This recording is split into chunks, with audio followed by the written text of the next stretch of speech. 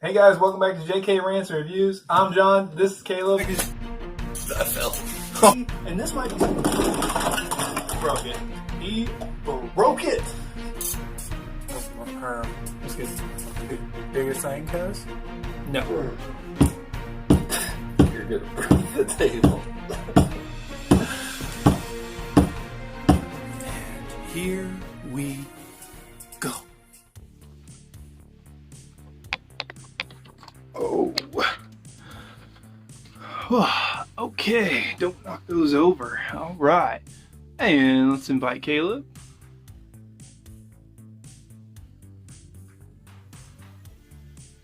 Alright, Caleb, if you're watching, you should be able to join. You'll send in a request.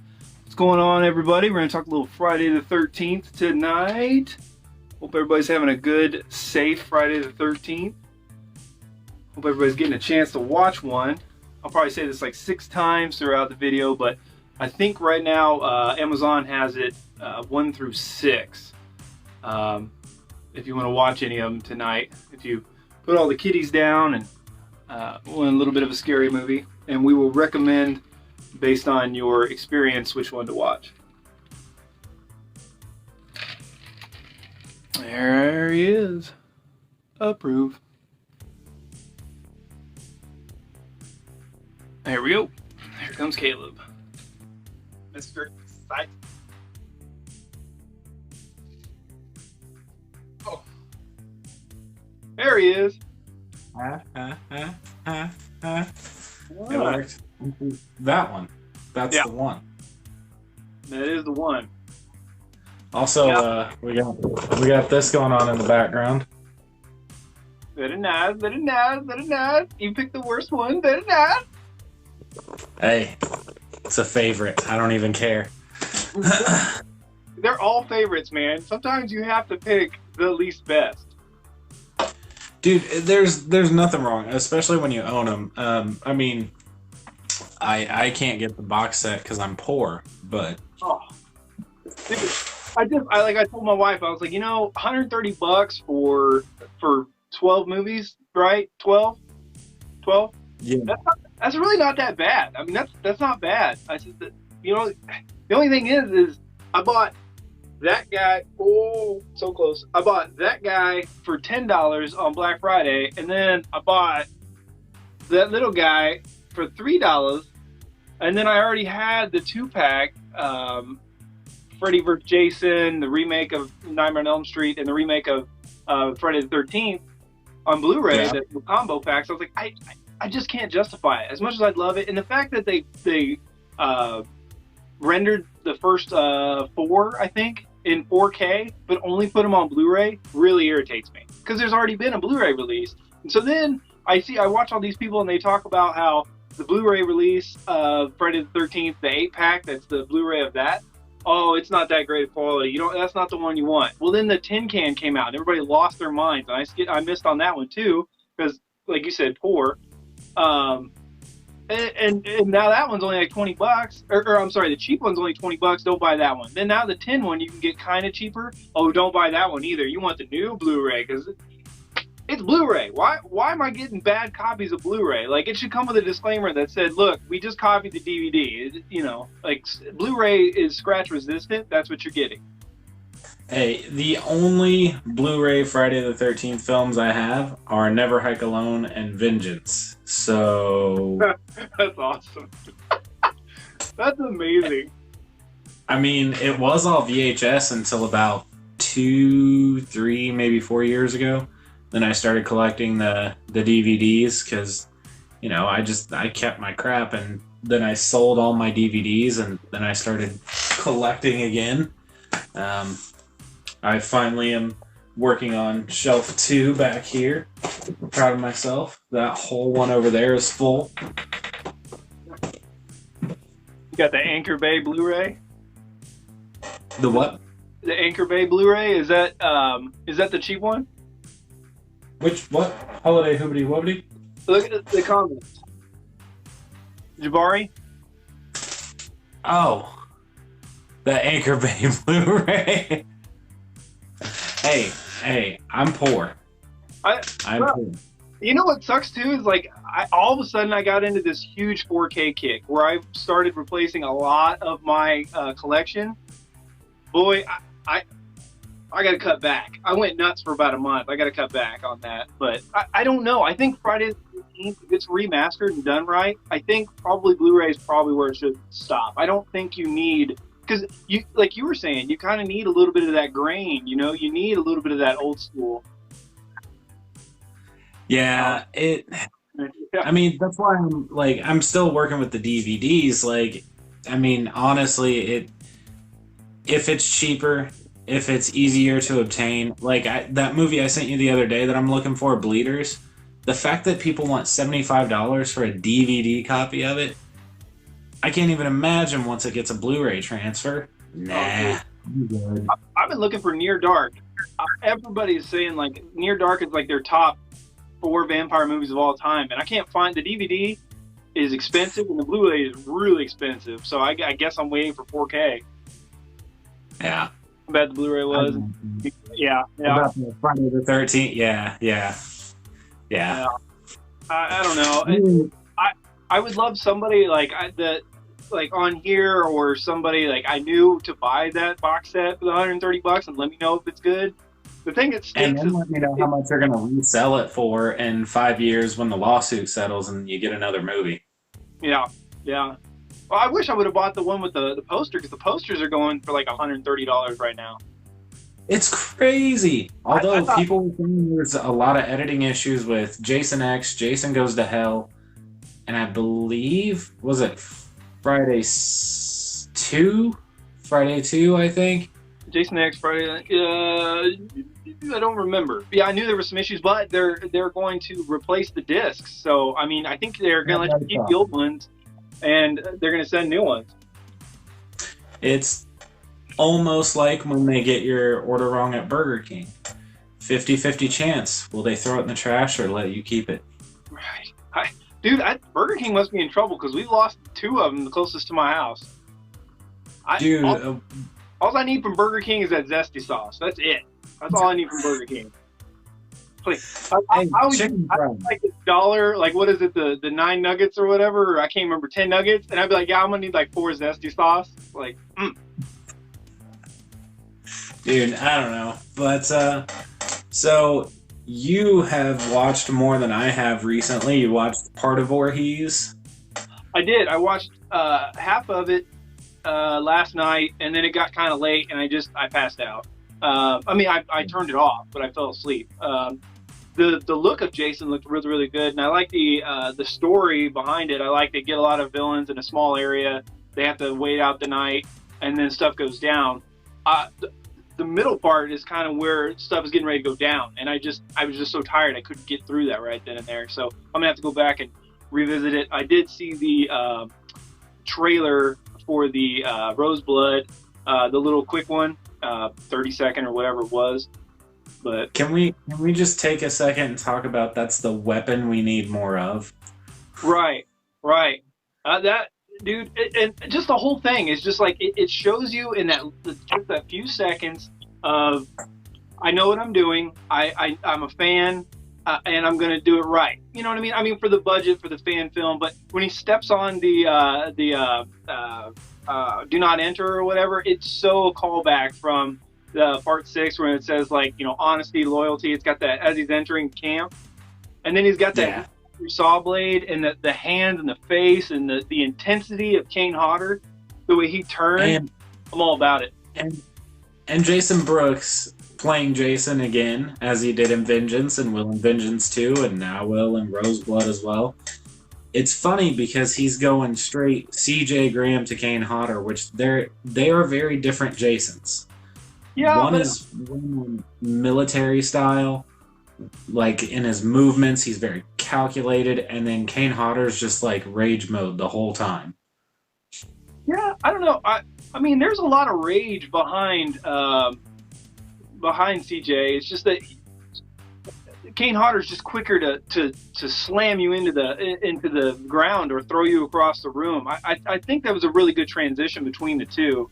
I don't know, like now the more I watch it, the more the breathing you know, the more you see the breathing, I don't know if that was as necessary. I think Kane Hodder portrays that rage more than that, more than just the breathing. I know that people give him a hard time for that, but I don't even think he would need that as his own. I think he does enough to make that character his own that I think people kind of give him a hard time for the breathing thing. But only because I think had he been Jason before Jason was full on zombie Jason, I think he would have been even better because that breathing would have been more intense, I think.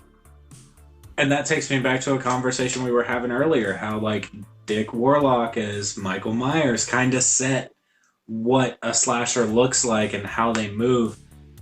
And his movements you see a lot in the later Friday the 13th sequels, like 3, 4, while Jason's still human. I do think that Kane Hodder, had he have been earlier, would have like set the bar higher for what we see as Jason, because I feel like a lot of people throw that whole, oh well, he's the best Jason, but in the worst Jason movies, you know, and that. The problem is, the problem is, I mean, as you go into zombie mode, as you bring in telekinesis, as you start doing these wonky things, it goes more into the B territory, and it's not necessarily that the movies are worse. It's just the fact that it's hard to maintain quality when you just go full zombie. You know what I mean? Like, I can believe somebody would get an axe to the head and come back. Not normal, but I can believe that. I can believe he can be hung. You know, the other things that happen, like, I believe that. I mean, he took a lot of damage in those few days, but I believe that. But now when you go full zombie, you just instantly go into B territory regardless. But he was not resurrected by dog pee. No, he wasn't. That's, to be honest with you, I know we're going to be talking Friday the 13th tonight, but it just, for me, and I wanted to talk about this eventually. We might do a video on this, but I wanted to talk about fan fiction because a lot of people are bashing these fan-made films. But to some degree, I don't even consider the movies in the franchise real. I consider them as fan fiction because for me, Nightmare on Elm Street ends with Dream Warriors. Like, I can watch a new Nightmare, guilty pleasure. I can watch Freddy vs. Jason. Freddy vs. Jason actually ties in really well, but for me, I can detach myself from that and just make it fan fiction. No, so with Nightmare on Elm Street, they all count. Fan films are kind of like.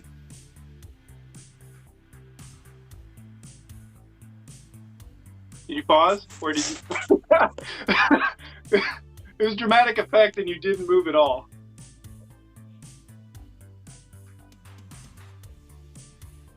One of us, I think, has a bad connection. I'm like, You paused really hard. barely there. Are you still good? I can see you. Keep moving. Are you stuck? You're a slow mover. Your screen is moving super slow on my end, but I have all service and looks like I'm hooked up to Wi-Fi, so Yeah, I don't know. But I feel like fan films have become a super love letter. Like, yeah, absolutely. And there's nothing wrong with putting it there. Like, Never Hike Alone fits. Vengeance fits. I'm really, really, really looking forward to Jason Rising. I just watched the new trailer for that, thanks to TJ Bowser sharing it, because I didn't see it. Holy crap, that looks awesome. The Hitchhiker one? I only saw... I'm trying to process that, too. I don't know if the Hitchhiker one. I think... was this, like, a few years back... shot at like a campground and there was like the picnic tables? That's the only one I can think of. Hitchhiker one, unless it's or are you talking about the Never Hike Alone where he's the podcaster selling his hiking gear? Because that's kind of a hitchhiker feel. I don't know. I haven't seen too many fan films. I just kind of got opened up to it this past couple of years, and I've been trying to dig up more and more. And I don't mean anything. It must be to yours. But I don't mean anything bad by fan films. I absolutely am 100% behind fan films. And like I've seen a lot of people complaining. Yeah, Okay, right. okay. Yeah. Yeah, That's yeah, a man. really, That's awesome. really good one. I actually want to talk about. No, no, no! I knew I was going to do that. Knocked him over. I knew it was going to happen. Sit too close. But yeah, I do want to talk about Never Hike Alone, and then Never Hike Alone in the Snow just came out a couple weeks ago, and I wanted to pick your brain a little bit about that, see what you thought. I did finally get to watch it. I found it really interesting. So anytime that there's a sequel, you have lowered expectations because the first one was so good. Like, it just happens. I have higher expectations. What? I have higher expectations. If I went in with none the first time and I was blown away, I go in with the next one's going to be even better. Because if you can't make a sequel in your mind to be better, don't make it. See, I didn't. I figured, maybe, they're figuring things out. They made a music video. I mean, that's weird, cool, okay. And then I watched it, and I actually enjoyed it. I liked where it ended, whereas I feel like everybody else was on the opposite end. The reason I like it is it sets it up for another one. Now, it was a little on the short side, which was kind of sad after what we had with the first Never Hike Alone, which is... Right. Like 90 sequel. minutes? Yeah. Something. Yeah. See? I can see why people didn't like it. I loved it. I had a lot of fun. It was a cool 10-20 minute snippet. Well, I mean, it was gorgeous. The opening was hilarious. That guy was just like, oh shit. Yeah. And I love it. He's just like, he's trying to get to the car, and then, yeah, Jason goes and tears it apart. But there are some negatives that come with this. And what I wanted to say is that, yeah, I mean, I can understand people having, that didn't like it. Because what the first one did was it focused on character development on the hiker, right? The whole time he's talking to the camera, he's friendly, he's fun, we're going out, it's a good time. And then all of a sudden, boom, he's a survivalist, he's going through it, he's surviving. Jason's awesome, it's dark, it's intense. And in this one, there's no character development at all. Your main character, really, I mean, for the most part, is the kid in the beginning. And then after that, it's all backstory. And and I don't mind, like you're saying, with the cliffhanger, but if you're going to leave it on a cliffhanger, this isn't a week program. This is like, I don't know when the next one's coming out, but it's going to be a while. Like, I just feel like, the other thing is I don't like it that it's a prequel. I like things in order, but once again, pulling back on that, it's a fan film. It's for fun. I didn't pay anything for it. I didn't even back it because I didn't even know about it at the time. I didn't back the second one either because I haven't got there yet. I'm not there. But yeah, Never Hike is originally the Ghost cut is 80 minutes. Yeah, 80 minutes. Yeah. It just, you had more time with the characters. But when things went down, you had more time with that. This one was just, it was faster.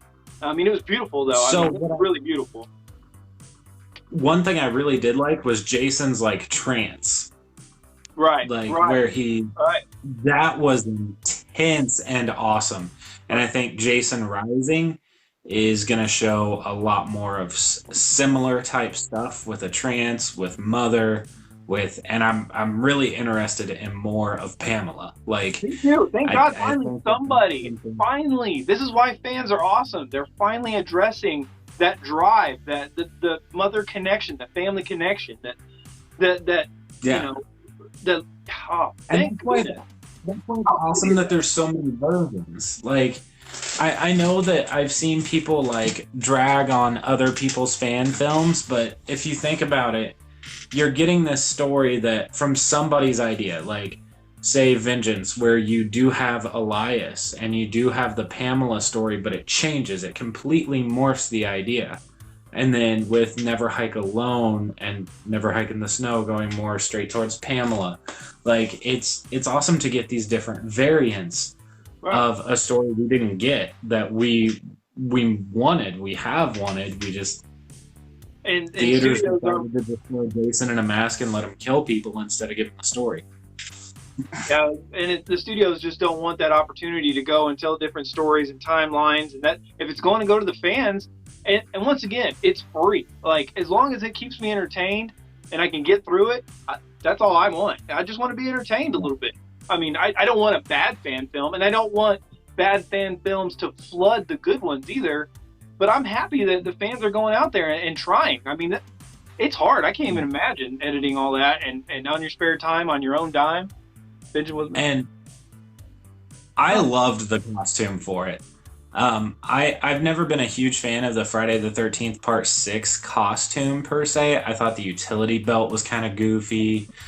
I always felt that the yellow gloves were too much. Yeah. But as a kid growing up, you see all these different Jasons, and then that one, it's like, is this the Super Mario Bros. Jason? I feel like Vengeance like took that costume and made it cool. Like, he looked rotten. They gave the weird like you could see the insides, and it was I loved it. I thought it was really fun. They brought it back down a little bit. Yeah, stop it, Jason. Yeah, I know. God, I need those little peg holder deals. I've got them somewhere, but yeah, they brought it back down a little bit. It stopped with the cheesy. But I mean, you got to remember, he got his machete from the paintballers. He got all that extra stuff from the paintballers. Jarvis brought the gloves in the beginning, and it makes sense. If your hands are rotted and you can't hardly grab anything, gloves help. Yes, I did. I did, because it was a great continuation. Instead of doing something like how Michael's mask changes from 4 to 5, this is an actual genuine progression from 6 to Vengeance. Like, right, it worked. So for me, you had to. Yeah. You had no option. Like, what? I mean, other than like him being like, most of his shirt is like completely rotted away. You know, and then more skin under there, kind of like 7. Could have gone that route. But yeah. I mean, I don't know. I think they were trying to show you that they really wanted it closer to 6 than 7. Yeah. They didn't want to mess with the timeline of 7. Yeah, and now with Roseblood coming out and, you know, getting the same people, a lot of the same people behind those 2 films, they've got a Part 6 Jason and a Part 7 Jason, and God, I'm excited. I'm excited to see Vengeance 2 and Roseblood, and there's so much coming out right now. Yeah, I mean, for the most part, there's some really good fan films out there. So, like I said, I appreciate the work that they do. Did you notice, though, when you watched in Jason 2, did you guys notice when you were watching Never Hike in the Snow that Jason has, like, fingerless gloves? It's like, yeah. Is Jason getting cold out there? Like, he needs. That was the only thing I noticed. I was like, why has he got gloves on? Like the little ghetto hobo gloves. Like, to me, I was like, oh, we're pulling a Jason X now. I will say that the Roy variant mask in that looked really cool. It looked dope. And yeah. That's how you do a nod. Yeah. I still say that with the reboot, we should have gotten a Roy versus Jason. I think that could have been awesome. Copycat killer, Jason kills him. Yeah, but that would have been in the 2nd or 3rd movie. But again, there's a fan out there probably waiting on a budget to do something like this. I mean, Roy might have a chance up against Part 2 Jason, but Part 3 Jason, Part 4 Jason are gonna take him to town. Like, there's no chance. There's no chance. But that's again, fan fiction. Fan fiction. Yeah, you'd have to go so it'd have to be Part 6 at least, or on, obviously, because Roy didn't come till after 4. So then he's going up against Zombie Jason. This is some real fiction. I mean, no, I don't think. No, I don't think. I think that might have had to do with some of the right stuff, to where he can't say certain things. Yeah. I'm not really sure. I don't think he was referred to as Jason in that. I think he has been. Well, he may have been by. No, he was referred to as Maggot Head at the end. Yeah. But he might have been Never Hike in the Snow. He does, yeah, when he's in the back of the cop car. Jason's back, yeah. And I think that did have to do with, like, you couldn't market things as Jason or Friday the 13th, and that's been an issue really since Jason Goes to Hell. And then all the rights fell in the right place for the reboot in '09, and then they're back to garbage since the game shut down, which I'm still heartbroken. Still heartbroken. Yeah. But, yeah, see? So, real quick, so let's go through it. What was your first experience with Friday the 13th? I don't know my exact first experience per se. My dad and my brother they always liked Jason, and anybody who grew up around me or around my brother or with my dad around can say that there was at times just a Friday the 13th movie playing in the background. My brother used to play Jason Goes to Hell, well, the later Friday the 13th films all the time. My dad would play like 3 and 4 in the background, but I never really paid attention to those for some reason. I do remember my brother having me sit down to watch part 7 alone in my grandparents' house, and they lived next to a lake.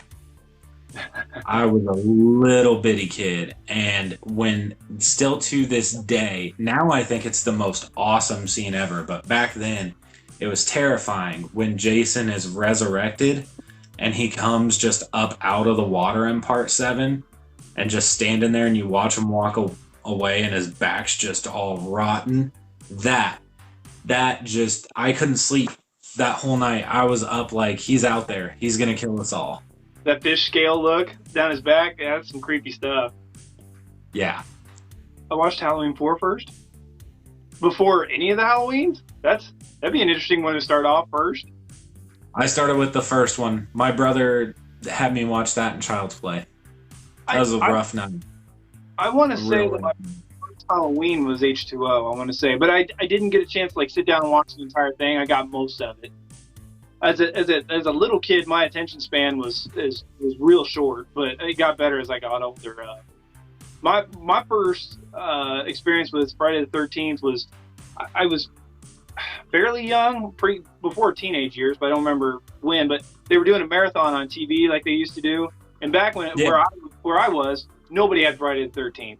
The video stores we had, they had like 1 or 2. It was always like Jason Goes to Hell, and you know what I mean. You wouldn't even know what you were watching if you hadn't seen any of them. So I came in on the end of part 3. That was his first Halloween. That's not bad though. That little intro in the beginning, that's not bad. That's not a bad way to start it. Halloween 4 has the vibes over a lot of them. I mean, that is a Halloween movie. I bet, yeah, that would be a good one to scare, especially at that age. Holy cow. But I was watching the marathon, and it was at part 3, and it was just when Jason goes through the window when he's like holding through. And I was like, oh, I remember, like, I don't know, there was, the ladies were around and the fellas were around, so I was trying to be tough about it. I was like trying to like watch because I was like intrigued but scared at the same time.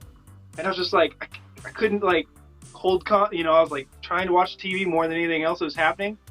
And then I finished it with part 4 where the head slides down the machete, and I was like, that's the most gnarly, epic thing I've ever seen.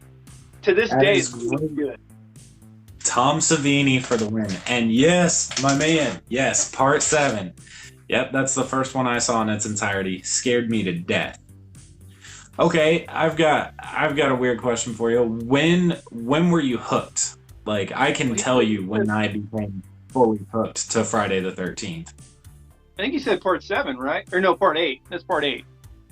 His first was part 8. Yeah. Oh yeah, part 8. Well, 8's one of my favorites. So, I mean, right now, actually, in the background. 1, 2, and 3. Wow. Just creeping in there like a pervert on the TV. You see, Jason, he goes Halloween. He hates Halloween 1, 2, and 3. That's rough. Yeah, that's rough. Dude, Halloween 2 is like the best. The best. It has the best ending. I mean, the original could be a contender, but that ending in part two is, whew. 1 and 2 are the top for me, and Season of the Witch is just fun, just great. But So I was hooked. So after that, it was probably a couple years later. We had a pawn shop down the street. I've always loved pawn shops. They had the VHS. They had a kind of a box set. So I bought those, and I just watched them back to back, and was so confused when I watched that first movie because I watched them in order. I was like, I have no idea what's happening. Then in the second movie, they talk about Jason. He's got a bag over his head. I'm like, what is happening? And then I finally got to the third one and fourth one, and we took off from there. Army of Darkness is greater than Halloween. I don't know about that, Alan. Man, you're saying that guy right there is better than that guy right there. You're crazy. My Halloween. I would say I got hooked. The first one I got to see in theaters was actually Jason X. My dad took me, and as goofy as it sounds, that movie, being able to see it in theaters, and then not too long after it got its release, and I went up to Blockbuster, bought a copy there, and then I waited for Freddy vs. Jason. I saw it the day it opened. My dad took me to see it then, and I walked to Blockbuster up the street so I could buy my own copy of Freddy vs. Jason. So those two movies are actually what got me personally hooked, between that and growing up in a house that watched the previous films, and my brother always dressing up like Jason for Halloween. He used to buy those deluxe Jason Goes to Hell masks that they used to sell that were pretty cool back in the day. It was around, but Jason X is what got me hooked. Heck yeah, man. Yeah. Sean said Jason X equals best. I do love Jason X. I really do. I missed it in the theaters, unfortunately. Alan said, have I seen the new Tremors? No, I haven't. I've heard bad things. I've seen all of them up to that, but I have not seen the new Shrieker Island, unfortunately. Tremors getting that Kevin Bacon trailer and then tanking and brutalizing it with another crappy sequel. No, I'm not watching it. I will watch it if literally nothing else is ever on Netflix ever. Other than the fourth Tremors movie, I actually kind of like all. Jason X was my first. See? Same. I unfortunately was Freddy vs. Jason. I'm from a small town, and we had a 4-screen theater, and they weren't going to show Jason X, which is. They probably said Darkness Falls. They did. Yeah. Why? They got Mortal Kombat Annihilation. So I guess. Oh no! Yeah, I saw that in theater. I bought that on VHS for 50 cents at Blockbuster, and I was so mad. I thought it was the first one. That's awesome. Jason X was my first boobs. That was nice. I want to say it was okay, but honestly, it makes me sad. Yeah, I don't have much faith in further movies for Tremors. It's kind of done. But my first boobs, I think, was probably Critters 2 with that the bounty hunter that shifts from the Playboy. I did waste 50 cents. No, I couldn't call because I grew up in a house that watched movies. My parents would let me watch people be like dismembered by horror movie characters, but as soon as there was a nipple, they jumped across and covered my eyes. So I don't know. This is gonna sound bad, but I kind of got lucky. My dad had 3 jobs. My mom had 2 jobs. They were nowhere to be found, and they're older. So by the time I was in like middle school, they would literally be in bed by 8 o'clock, and I had no curfew because they were unconscious until like 4 in the morning. So it's pretty baller growing up. But look at the gap between Goes to Hell and X. It Goes to Hell. It's too little. Yeah. The problem was the change of hands and ownership for Jason Goes to Hell and Jason X, and then Jason Goes to Hell was supposed to lead into Freddy vs. Jason, and then there was other issues there. And then Kane Hodder got screwed, and we got Freddy vs. Jason. But yeah, Man, I picked up that book, the Road to Freddy vs. Jason, Slash of the Titans. It's really interesting to see how many bad ideas made it so far, and how few good ones made it so didn't make it. I'm genuinely shocked. Like this Cult of Freddy thing. Like I never okay, it's a cool concept for something like fan fiction, but pulling that into an actual film. Maybe, yeah. What they have like? What did they have, like 14 scripts or something crazy? God, I think more. I think it was like 20. Yeah, it was ridiculous. I mean, I think what they landed on was probably what was best. And unfortunately, the thing that makes me sad the most is probably we didn't get a second one with Ash. And then after that, it's Kane Hodder didn't get his justice. Ken Kersinger, like, he just, nothing against the guy. He just, I blame the director, because the director is the one that should have told him, hey, spice it up, pick it up a little bit. Move fast. Well, at the same time, dude admitted not really understanding Jason as a character, so he mischaracterized him. He made him slow, sluggish, and kind of goofy. But for some reason, I don't know why, I love that costume. I think it's just cool. I mean, it's not my favorite, but it's one of my favorite looks. Yeah, the mask is sweet. I mean, right there. There you go. That costume was supposed to get its debut at Planet Comic-Con. Thank you, coronavirus. Right. He said, I saw American Pie and X-Men at the same time in theaters. I saw X-Men in our theaters, but I think that was, 99? I want to say. I didn't see American Pie till a couple years later, but yeah, that's a good sneak in.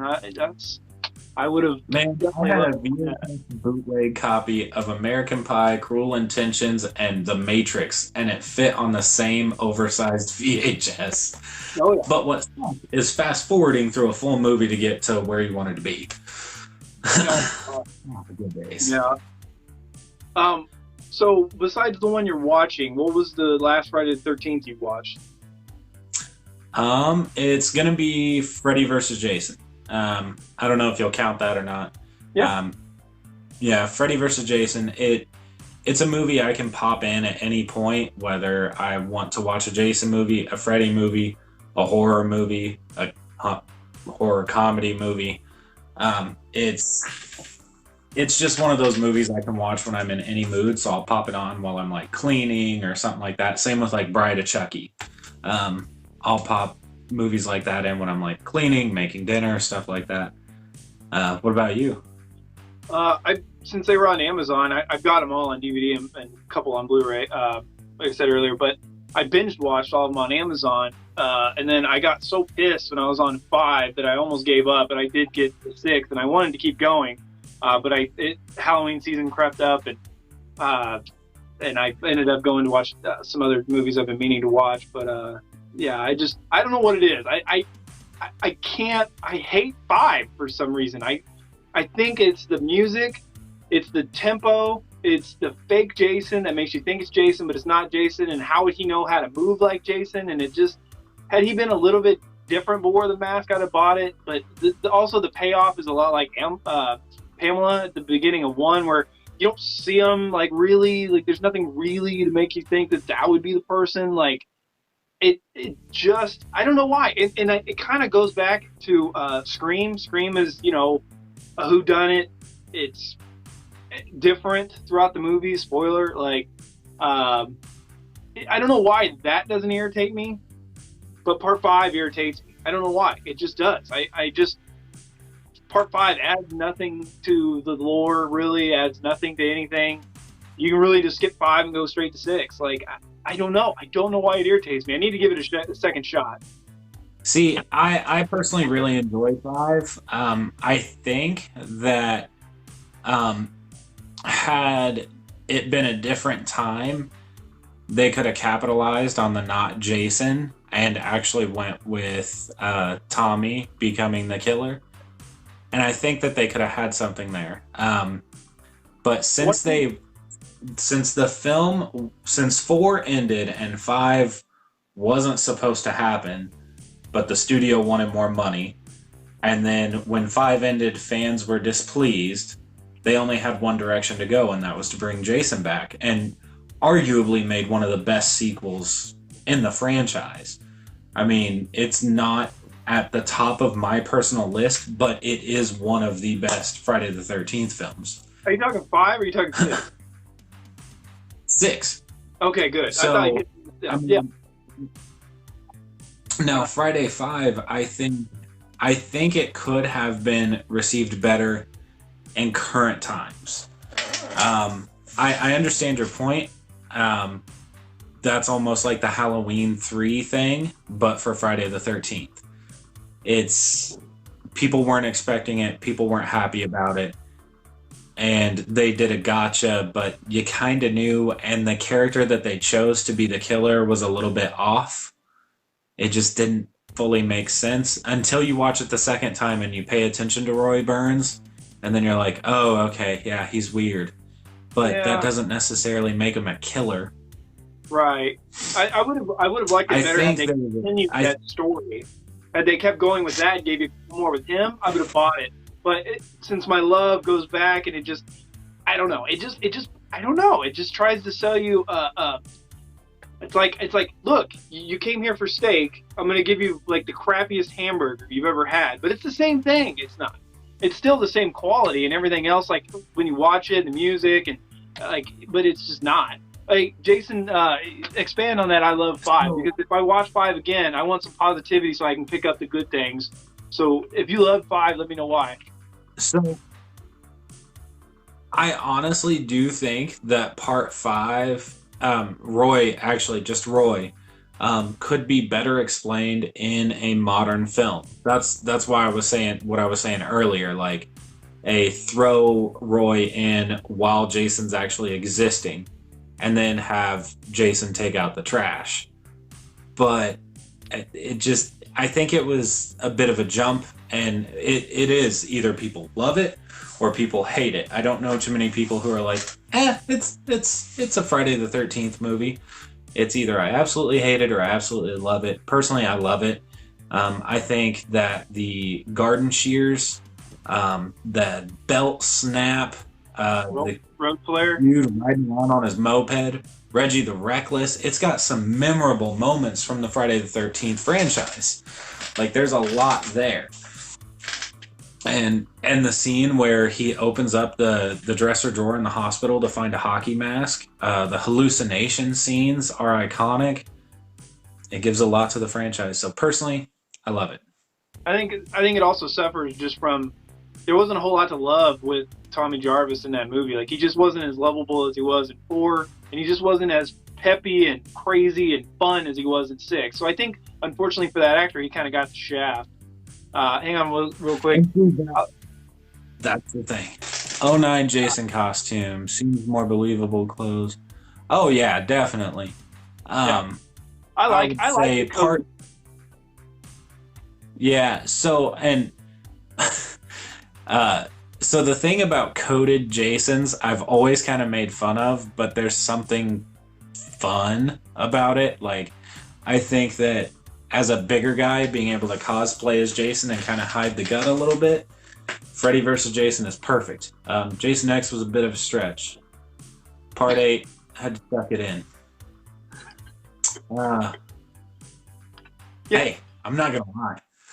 That's why Leatherface just needs to get built. That's still sitting on the side project. Yeah, I can see how it's funny. I mean, Reggie the Reckless is really good, and that those damn enchiladas, and ooh baby, like I mean, there's some good parts in that movie. There really is. I think it's just my problem with the killer. I think it's the only thing that really bothers me, and the fact that we said nothing against the actor, but I think Tommy Jarvis that's just his weakest portrayal. It's just hard to love that portrayal, and it's hard to get invested, and it's not as fun. Now, if they would have continued with it, if say Friday 6 would have actually been extended on that story arc, I think people would like that Tommy more. Because I personally don't have a problem with that actor as Tommy, I just have an issue with going from 4 to 5 to 6. It doesn't fit very well. It's like putting a square peg in a circle hole. It's a little off, but I still love it. Yeah, I really, I don't know. I watched Jason X not too long ago. I've been meaning to go back to Jason X, and I love 2009. I think, oh boy, I think probably 6 out of 10 times I probably grab 2009, just because it gives me like it shoves 1 through 4 in one movie, and it just gives you a lot. If that's all you got time for is just one movie, it gives you a lot of the Friday that you want, in my opinion, on that one. Now, '09, I did not like it when it came out. When it first came out, I was like, he's digging tunnels. He's got a hostage. This isn't Texas Chainsaw Massacre. And then the more I watched it, the more I was like, actually, this movie really works. What's funny is, during the craze of the reboot slashers, it was my second least favorite next to A Nightmare on Elm Street, and now it's top 2. Like, it's up there because it aged the best. It has the best storyline. It has, I mean, Derek Mears' portrayal of Jason is just on point. I mean, Right. that run he has at the opening scene with the campfire. Ooh, no. Yeah, Paul, Uh, have you ever played the I game? love the game. I love the game. I play on PC. Right now, I do not have an internet connection going to my computer because it's supposed to be hardwired, and I'm in a rental, and it's on the opposite side of the room. I'm working on it. But I do love the game. I still have the poster signed by Kane Hodder in here. I need to frame. And hey, you got a poster signed? I went and did this. Yeah, That's right. That's right. I was super jealous. Jason says he skips 1 and 2, and he doesn't watch them anymore. I actually, and Caleb and I argue about this, and probably we'll make a video about this eventually. I actually think 2 is very superior to 3. It's just the characters, the lore, the flow. I don't really. It's the clumsiest Jason, but it just flows really well. It builds. I don't really like the intro either. I have some negatives with it because I don't like he just like knows where she lives and he goes back for vengeance. Like, Jason really wouldn't know that. If you're in the camp, you're done. But he wouldn't just show up across 6 counties to just knock on your door. But I enjoy 2. I really do. The one I watched the least in the Friday the 13th franchise is going to be the original, the first. Like, it, I mean, and that's arguably, like, I feel like most fans are that way.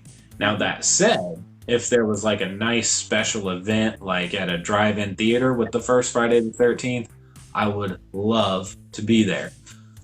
Or like if I had the opportunity to go to Blairstown and see the first Friday the 13th. But I'm in Kansas, so yeah, we were gonna go see Texas Chainsaw Massacre, the original, and it got rained out. it got rained out, and I was sick.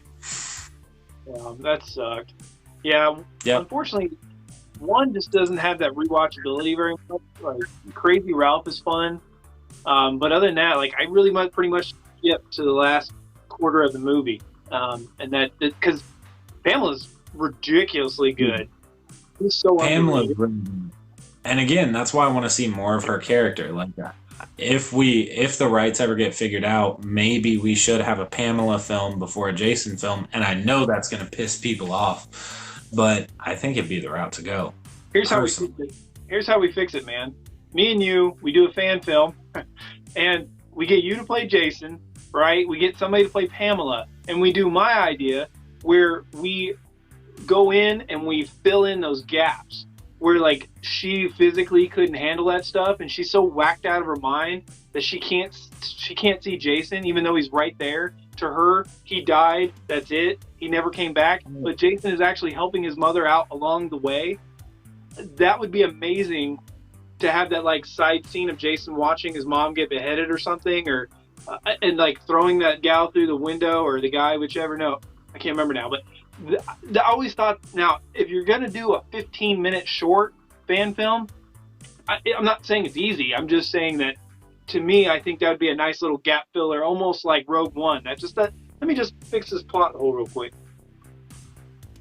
Now, because I've always wanted to do a film of some sort, and getting to know some of the people I've met in the community, it's really kind of fun, and maybe one day I'll be able to hop on board somewhere. But if we ever did get things figured out and COVID ever ended, I still think my idea that we had talking about in the park about a version of Halloween Returns, yeah, I think it could be done easy and cheap. Yeah, I'm all about those two right there. Jason says the costume kills it, the overalls, the potato sack. Yeah, I mean, the problem is Friday the 13th is just not original. It steals from everything else that already came. It stole from The Town That Dreaded Sundown. Yeah. It was quick and easy to put together. It was unimaginative.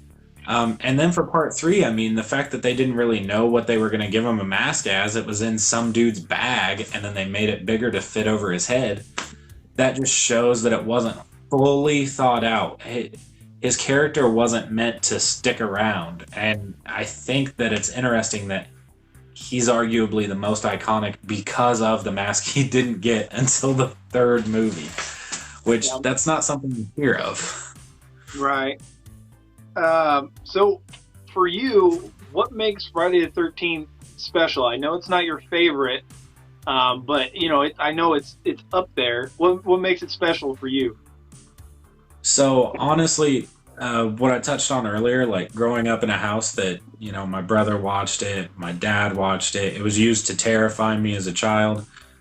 And I even started trying to, like, I grew up drawing and painting and things like that. And Jason was one of the first characters that I really tried to draw and paint.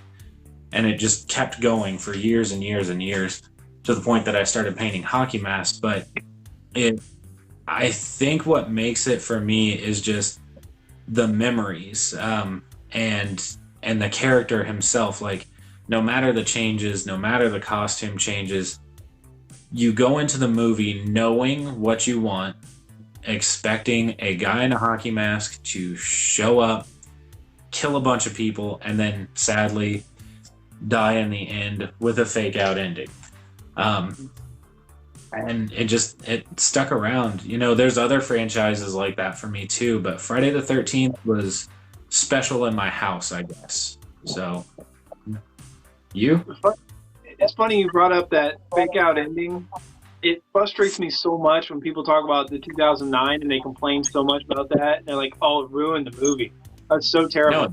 No, they did it the entire time. It's a fake out ending. It's a dream, or it's not real. Like, hello, it frustrates me so much. Jason said an hour into the 3rd when he gets the mask. Yeah, it's so badass though. When he's on that dock and he shoots that harpoon. I freaking love. I think we ranked the Friday the 13th personally between each other, right? I think we've talked about it, but never like in depth one by one. Like, 3 is up there for me, and I think it's just because that was the definitive moment for what Jason was gonna be. Like, part 1, you just have one quick scene. Part 2, it's kind of wonky and you don't know what's gonna happen, and then part 3, you just all of a sudden, okay, I see where this is going.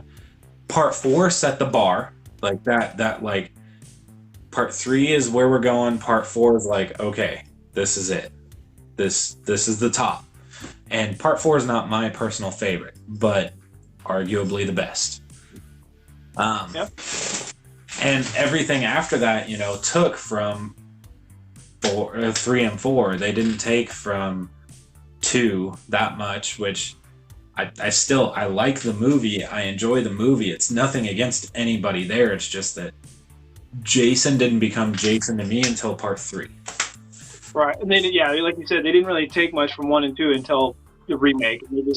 They just shoved all four into one.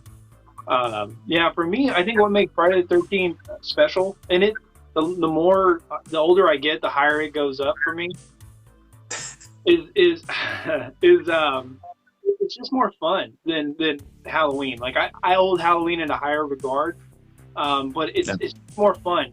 You can turn your brain off. You're not as worried about the timeline and the lore and oh, Jason doesn't move this way, he doesn't do that. He just is. He's being fun. Like I mean, the first four are pretty quality, but they're still tapping into that B quality. And Halloween didn't tap into B quality until the third movie / fourth movie. Mostly Halloween. And even Halloween 4 took itself very, very seriously. It just doesn't have the quality of Carpenter. Yeah, I have to agree with you on that. Now, I will say you brought up a very, very good point. Like, Friday the 13th fans seem to be, who hold this franchise higher, seem to be way more forgiving of the timeline issue than any Halloween fan. Whether you're a fan of the Laurie story, you're a fan of the Thorn trilogy, you're a fan of the reboot, you're a fan of H1 and H18. It doesn't matter what timeline you pick. I feel like people are just unforgiving of all the different... and you and I have had many conversations, and we disagree a lot on this. But with Friday the 13th, it's just like, I think it's Jason killing people. I don't care. Like I said, it's because it started in B territory, and then it just went further B territory faster than Halloween did.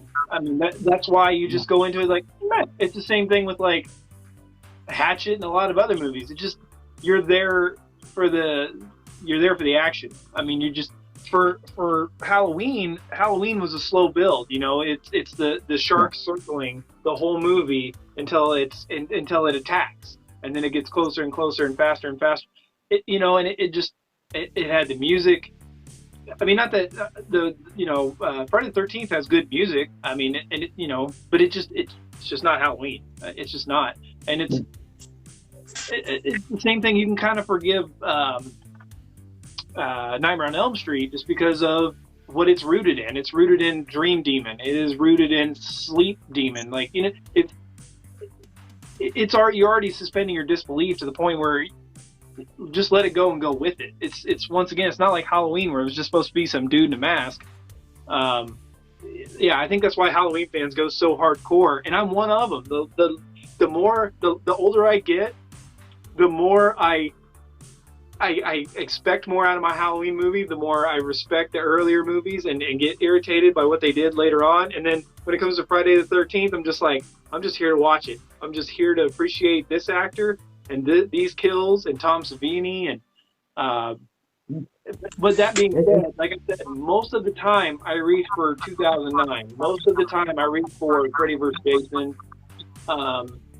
It kind of depends on my mood. I mean, if I want a serious one, I'm going to go for 4 every time. If I want something fun after part 4, I'm going to go for 6. If I want something goofy, but still tied to that timeline, I'm going for Jason X. You know what I mean? That's what's also nice about Friday the 13th. After a while, it spiced it up. You know what I mean? Like it took it to the next level, and then it went zombie and campy and fun. You know, had that black humor. And then it took it to, whoa, what's happening? And we're really going out there and spicing it up and changing everything. And then it goes to space. And then it gives you everything. Where Halloween really just kind of does the same beat.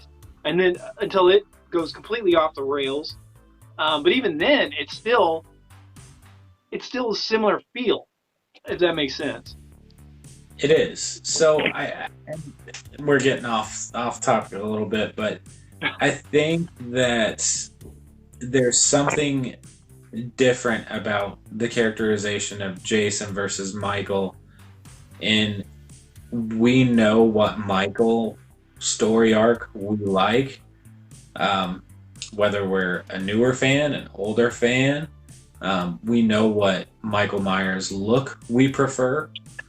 But with Jason, we just come to expect it. Like, it just is like you're saying, like it just, I'm here to watch it, and it doesn't really matter. And you know what movie you put in, you can match your mood with a Friday the 13th movie. Right. You just can't. That's the beautiful thing about Friday the 13th. It's really hard with like going, and this goes back to my original question of what makes it special, because A Nightmare on Elm Street, it kind of has a similar thing to where you can kind of pick and pull from how you're feeling, but it gets after 3, it gets so weird and wonky, and the good guys don't really matter anymore. There's nobody that really hangs around. It just kind of, it's just not as, I mean, it's more fun, but in a negative way towards Freddy, in my opinion. So it's similar but very different. Yeah. Here's a one.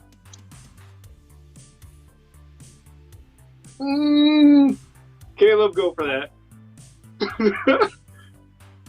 So,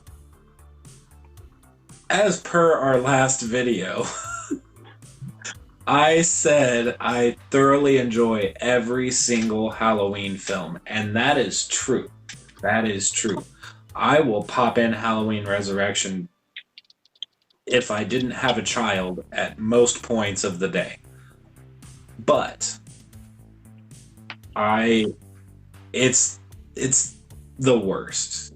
I mean, I gave it the bottom ranking, but that's the movie. That's the first Michael Myers film I saw in theaters.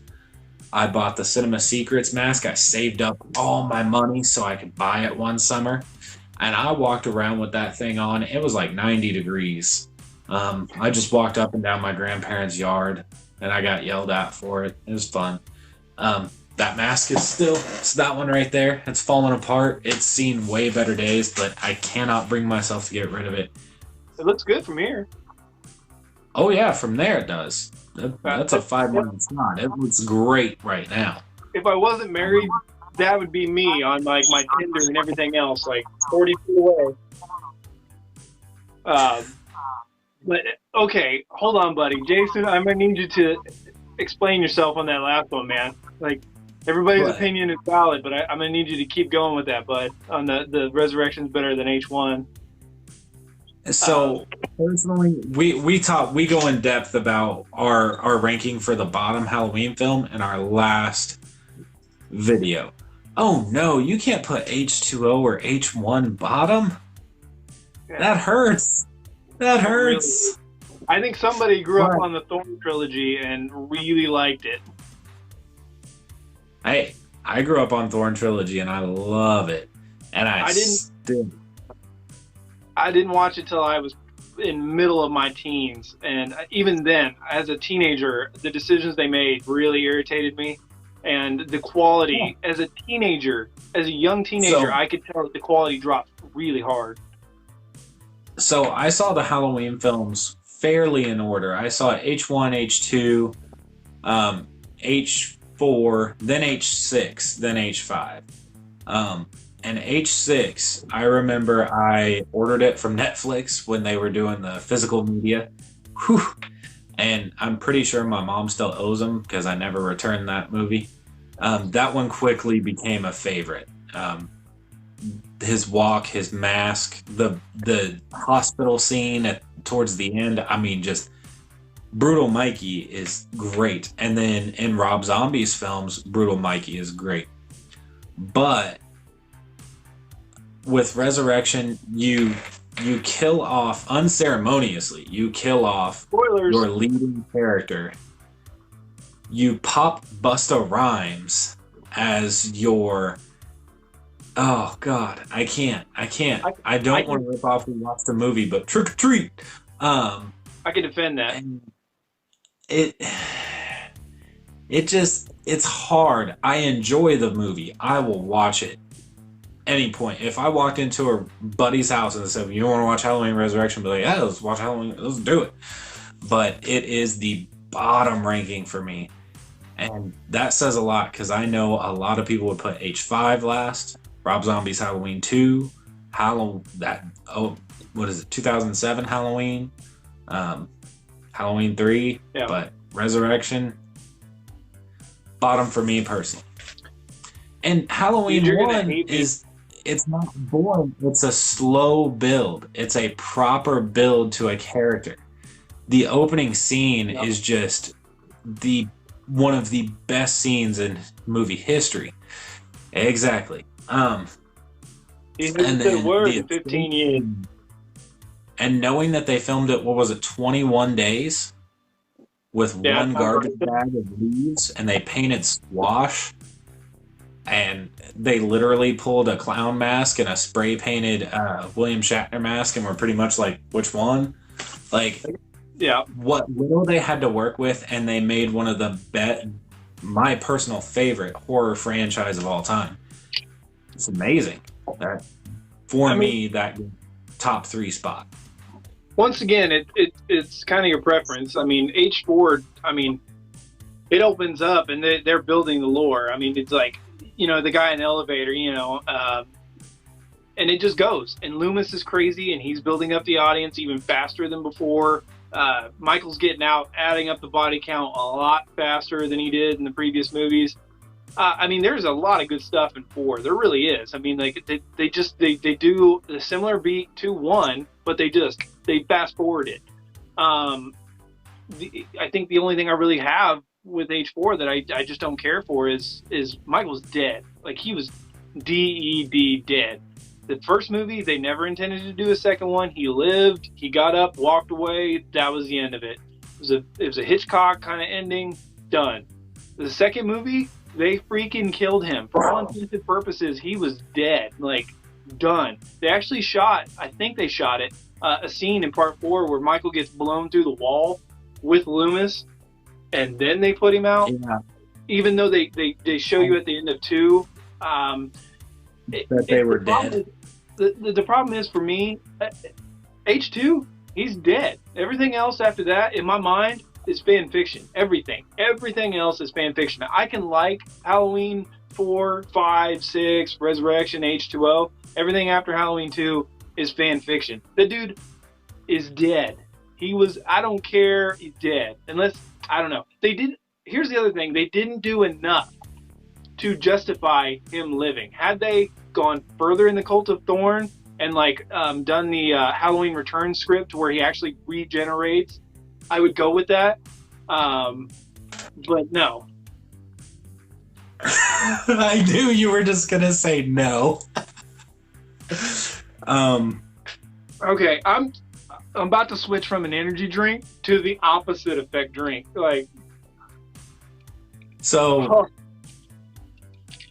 I don't, but they're not that far apart. We're actually doing in succession ranking videos for the Halloween. We just did the worst, and then we're going to do the second worst, third worst. We're going to work our way all the way through them. We're skipping Halloween 3. Dude, I won't tell them. I think Jason right here, I think he would make the perfect triangle for us, because there's you and me, we're opposite, and then here's Jason, and it just makes that perfect triangle. Like, we get everything if we have Jason. So, John, I don't know if you know this. Jason is the gentleman who cosplayed as Michael Myers Part 6 in the photos of me in my Part 8 costume. Oh, yeah, we used those for our intro for a while. Yeah, that was baller. Yeah. So, I guess I should have mentioned that earlier. Yeah.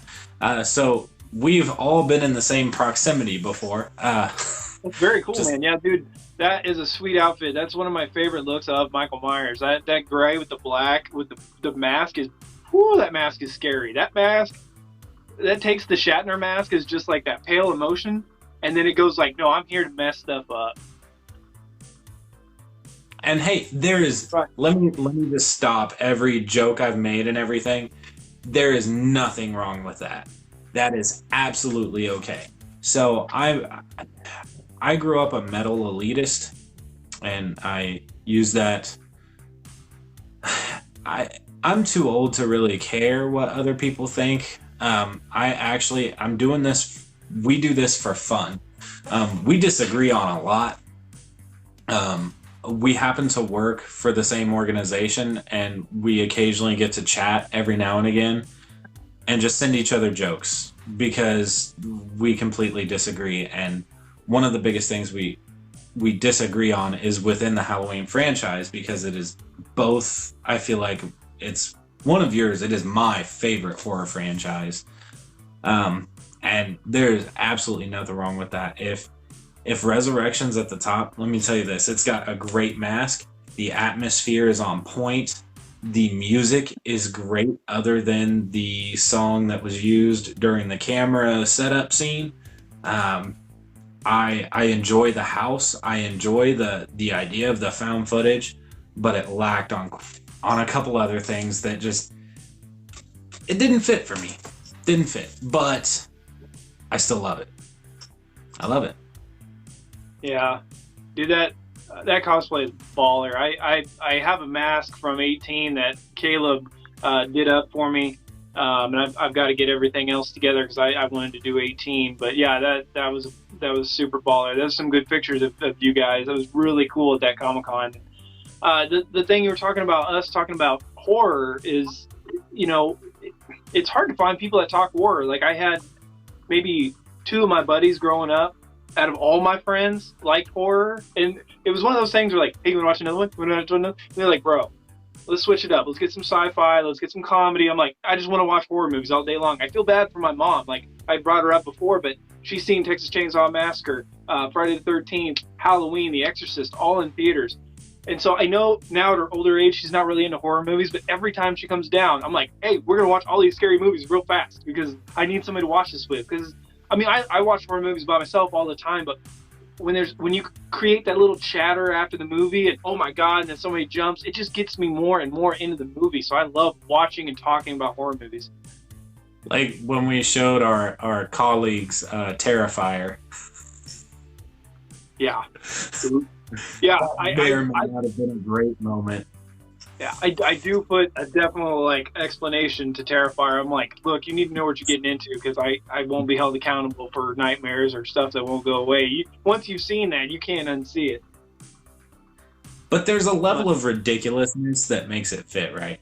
And hey, I didn't necessarily mean it's like your number one. I'm just saying, like, if you hold it in a higher regard, there's absolutely nothing wrong with that. And I can pick out positives from every Halloween film, from every Friday the 13th film, from all Nightmare on Elm Street films. With a valid argument. Chainsaw Massacre film, I can't do that too. I still own it, but I don't think I can do it. Next generation. Matthew McConaughey was good. Okay, there, I found something. But I've seen 10 years. I need a box set of the Texas Chainsaw Massacre with like under $70. So that's what I need. I honestly think with this second Halloween 2018 treatment that the Texas Chainsaw Massacre is going to get, there will be a box set if it does better than Texas Chainsaw 3D. If it doesn't, we're going to get one of those Blu-ray pulls that's in DVD quality for an $8 set, kind of like the later Saw films. You know the Blu-ray that I'm talking about, right? Yeah. Yeah. I just want... Wait, the Saw set? That DVD quality? The last 3 Saw films were DVD quality. I found some people talking about it on Killer Flicks, and they were really upset because it was super cheap when they found it. It's like $15-20 or something like that. And yeah, the last few are DVD quality, and it also, you know, the 3D shot of the last one did not help the visuals of the film at all. But that's a whole other topic. Huh. Yeah, I'll take DVD if I can just get a freaking box set. Like I loaned out my Texas Chainsaw Massacre Part 2 to a buddy who lives in St. Louis, family member. I don't know when I'm getting that thing back, but it's on Amazon right now if I had the urge. Oh, here it comes. Here it is. 6458 RZ1, RZ2, H18, H2, H20, H1. I don't count 3 either. Oh my lordy. Oh my lordy. And that hurts. He put 5 ahead of 18. Wow.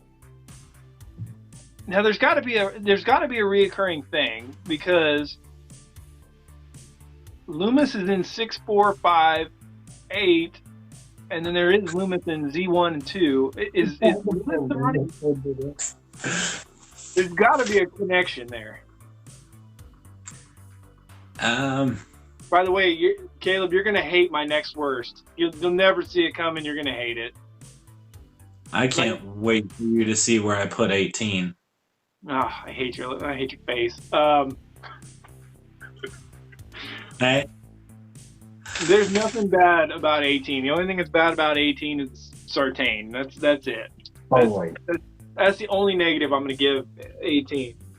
if you're gonna kill the family line, kill Lori. But you need the Loomis character. That's the problem with Halloween, is it needs that drive. If you have nobody explaining the intensity of Michael, you could have probably put it on the sheriff, maybe, because he was building that up pretty good. Maybe you could have worked that around, but you need somebody to build that. See, Maybe we're getting off on Halloween. We have so many battles left to do this on. We gotta save it for. We are planning to do our argument for the best sequel video, mine versus his, because we both completely disagree on this. But we do both hold popular ideas on it. So I think that'll be a fun video. And then we'll determine why I'm right and why Caleb's wrong. Wrong. Wrong. Thank you. 2 out of 3. Here's the thing, though. You got to remember, though, is Kill takes place on the same night. So really, that story's not over. That movie's over, but that story's not over. That the action of the day is not done yet. Like that's why I can stomach it. That's why I understand what you're saying, and I agree with you. But that's why it's not done yet. Like the story, had this been a longer movie, the story's not done yet. I can see why you're saying, and I agree with it. But man, since Halloween Resurrection, I have seen every Halloween film in theaters at least twice, if not 3 or 4 times. And after the excitement and nostalgia wore off from Halloween 2018, it just didn't set as right with me. It, like, do not get me wrong, James Jude Courtney is a awesome Michael Myers. The kills are great. It's very well acted. The score is brilliant, as always with John Carpenter. The story, it's good. It definitely is. But it's missing some things. it is. I'm actually, to be honest, Caleb, and I've seen H18 a lot. I've watched it a lot. I just love it. It's on my phone, downloaded to Vudu. I love it. Here, man, the knife through the back of the head just real quick. Man, slamming that head into the door over and over. Well, he may not be dead. We don't know. But he definitely ain't going to be living the same. He should have been your Loomis character for the next movie. I agree. But if he does live, he's going to need a straw, not a spoon. Just saying. Because that was brutal. No, Michael Myers and the kills are not my problems with the film. Not even a little. This is the first time I'm going to say this out loud. The first time I'm going to say this out loud. As of right now, I actually think that James Jude Courtney is better than Nick Castle. And I have reasons why. And I actually should make a video on this, but I'm going to say it right here. If you watch the original 78, when he is at the door, when Laurie rolls up, you can see Michael stand there, and he does this weird kind of rock. He does this weird rock thing, and I don't like it. It bothers me a lot. And the other thing is I don't like when he goes to the school and he kind of touches the chain link, there's a few things. The way he moves in the movie is mostly perfection, but James Jude Courtney, everything that was perfect with Nick Castle, he just takes it and he's unleashed. And I think I actually prefer James Jude Courtney. No, that's it. There's like 2 little scenes that bug me. I hate that rocking scene. Like, it's just not Michael Myers. He doesn't rock. If you watch it, it is jarringly annoying. It's like, stop moving. You don't move.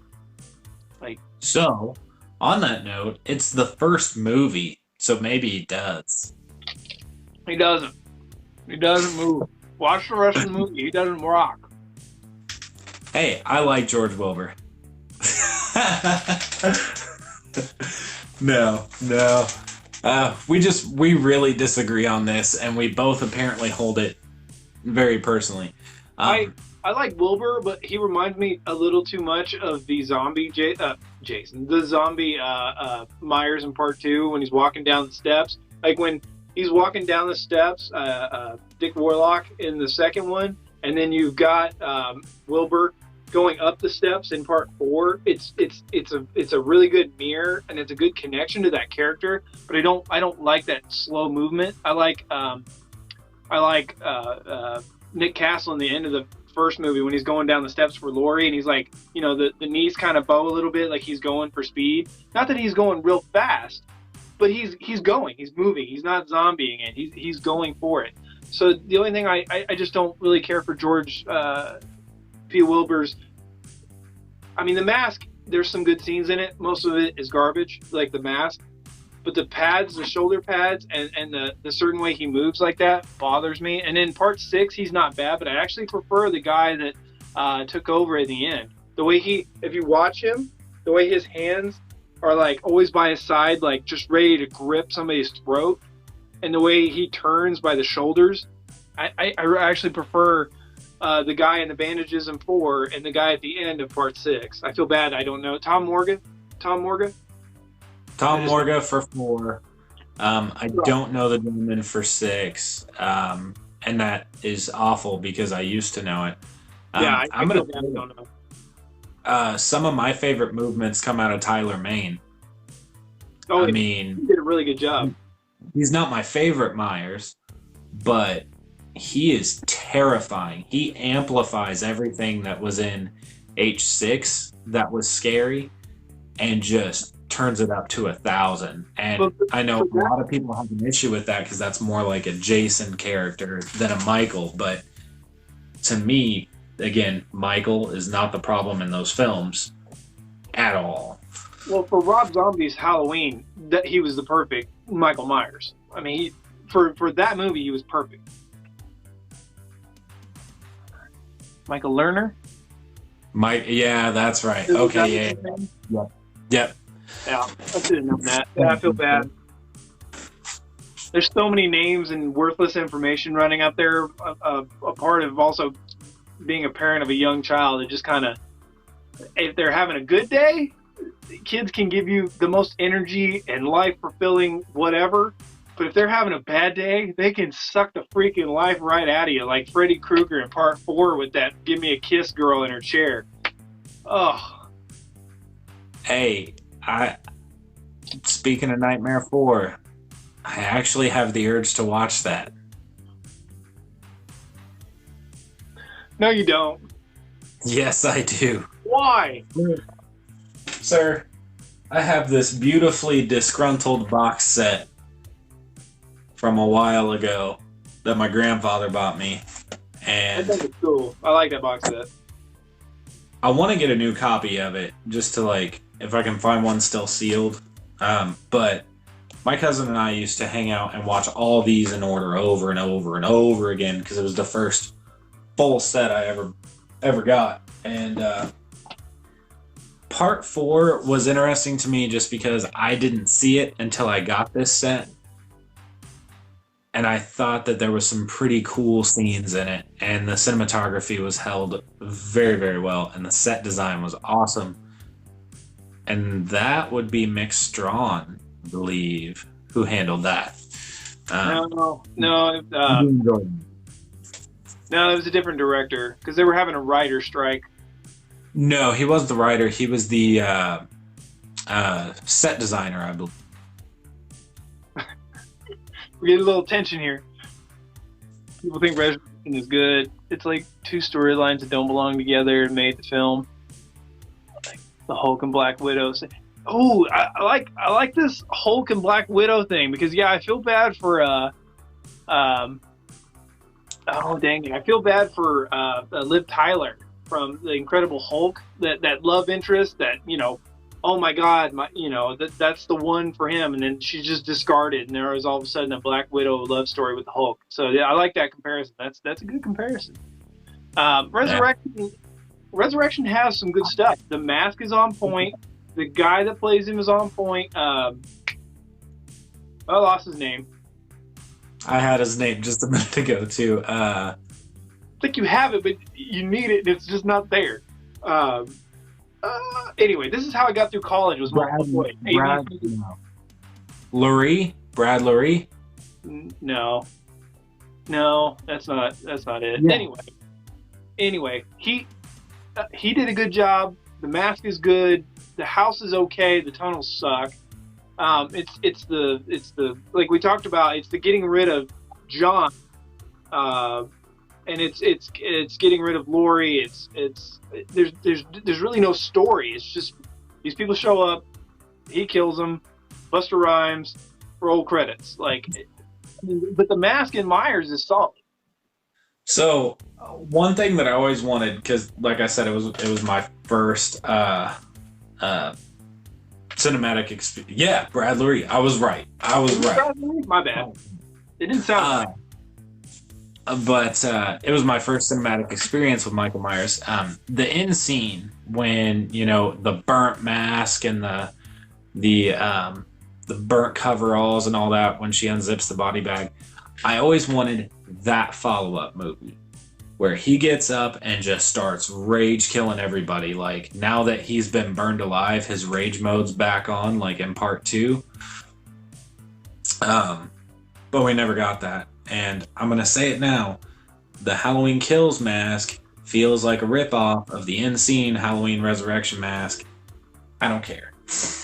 Yeah, from what I've seen, I don't really care for the new Halloween mask, but I haven't seen a whole lot of it. But that one still scene they have, like right here, and it's all bubbly. It looks kind of bubbly, like almost like a Cabbage Patch doll head that kind of got melted. Like it just doesn't look right in that picture I saw. But Nightmare 4.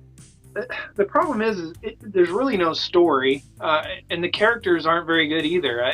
And it kills off so many characters from the previous movie so fast. I hate it. That is my problem. And that is because studios didn't want to pay the returning actors as much money. They, of course, had to pay Robert Englund whatever he wanted to be Freddy. They tried that with 2 and realized it was a bad idea. But they weren't going to pay everybody else in the cast. Well, because they wanted it cheap. Yeah. Sadly, the heroes that we got from part 3 that were arguably really great, they were like, hey, we're going to wipe them out real quick. Hold on. Terrible. Yeah, terrible. And that part, the Dream Master grossed the most money out of the franchise, I think, until Freddy vs. Jason, I want to say. That sounds right.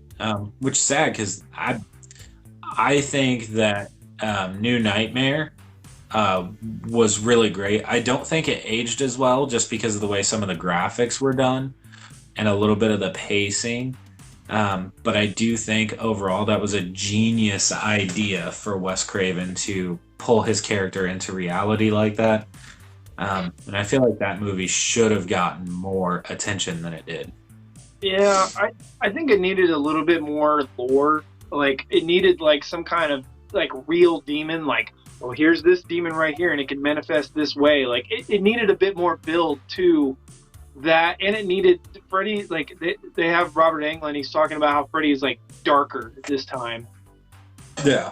He's not, though. He only gets, like, 3 kills in the whole movie. Like, and, like, they just should have done more. They just should have done more. But real fast, he said he got to meet him and Kane Hodder at his first con. That'd be pretty baller, dude. Kane Hodder, we got to meet him. Super nice guy. Super nice guy. I loved his From Hell and Back documentary. I just watched that again for the second time. Like, such a good documentary. Such a good dude. His book had me in a few spots because I went through some stuff that almost killed me as a teenager, and like I could identify with how he was feeling laid up in the hospital bed. And I was just like, oh man, this is hard to read. Yeah, that by far my favorite person I've met. And you know, I just started going like what? I've been to 3 Comic-Cons and 2 Crypticons.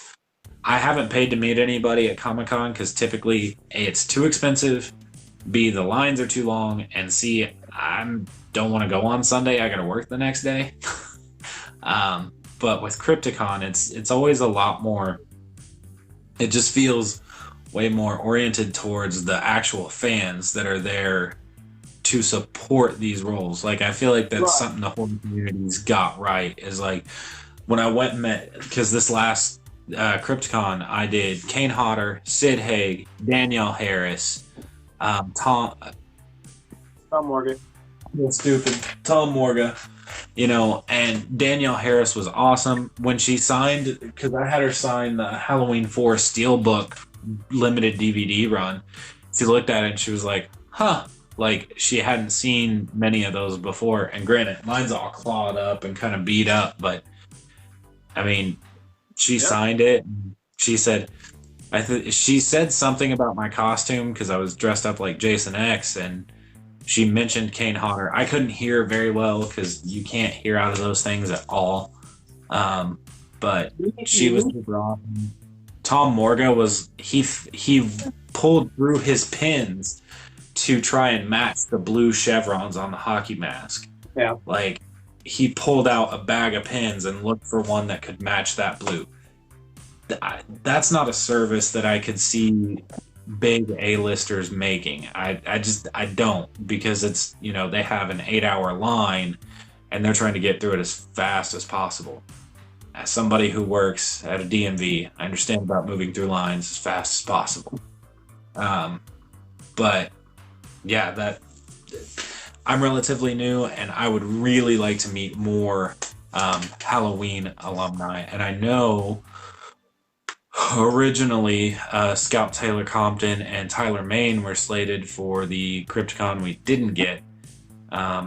Hopefully they retain, because once I paint that guy there, he might need to be autographed by both of them.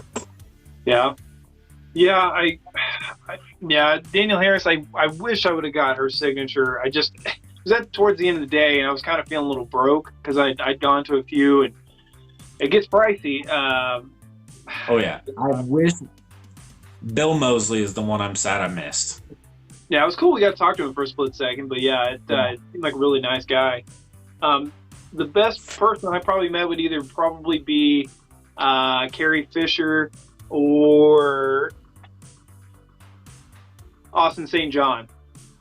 Austin St. John, there was a little gal in front of me, younger, and just was going gaga over him, and like, you know, he gave her a hug and took his time with her, really just got down to her level, and the things he's involved in as a volunteer firefighter, and some of the other stuff that he's got going on in his play. He just seemed like a really good dude. I know he's got some stuff in his history that kind of makes him look bad to some people, but so cool.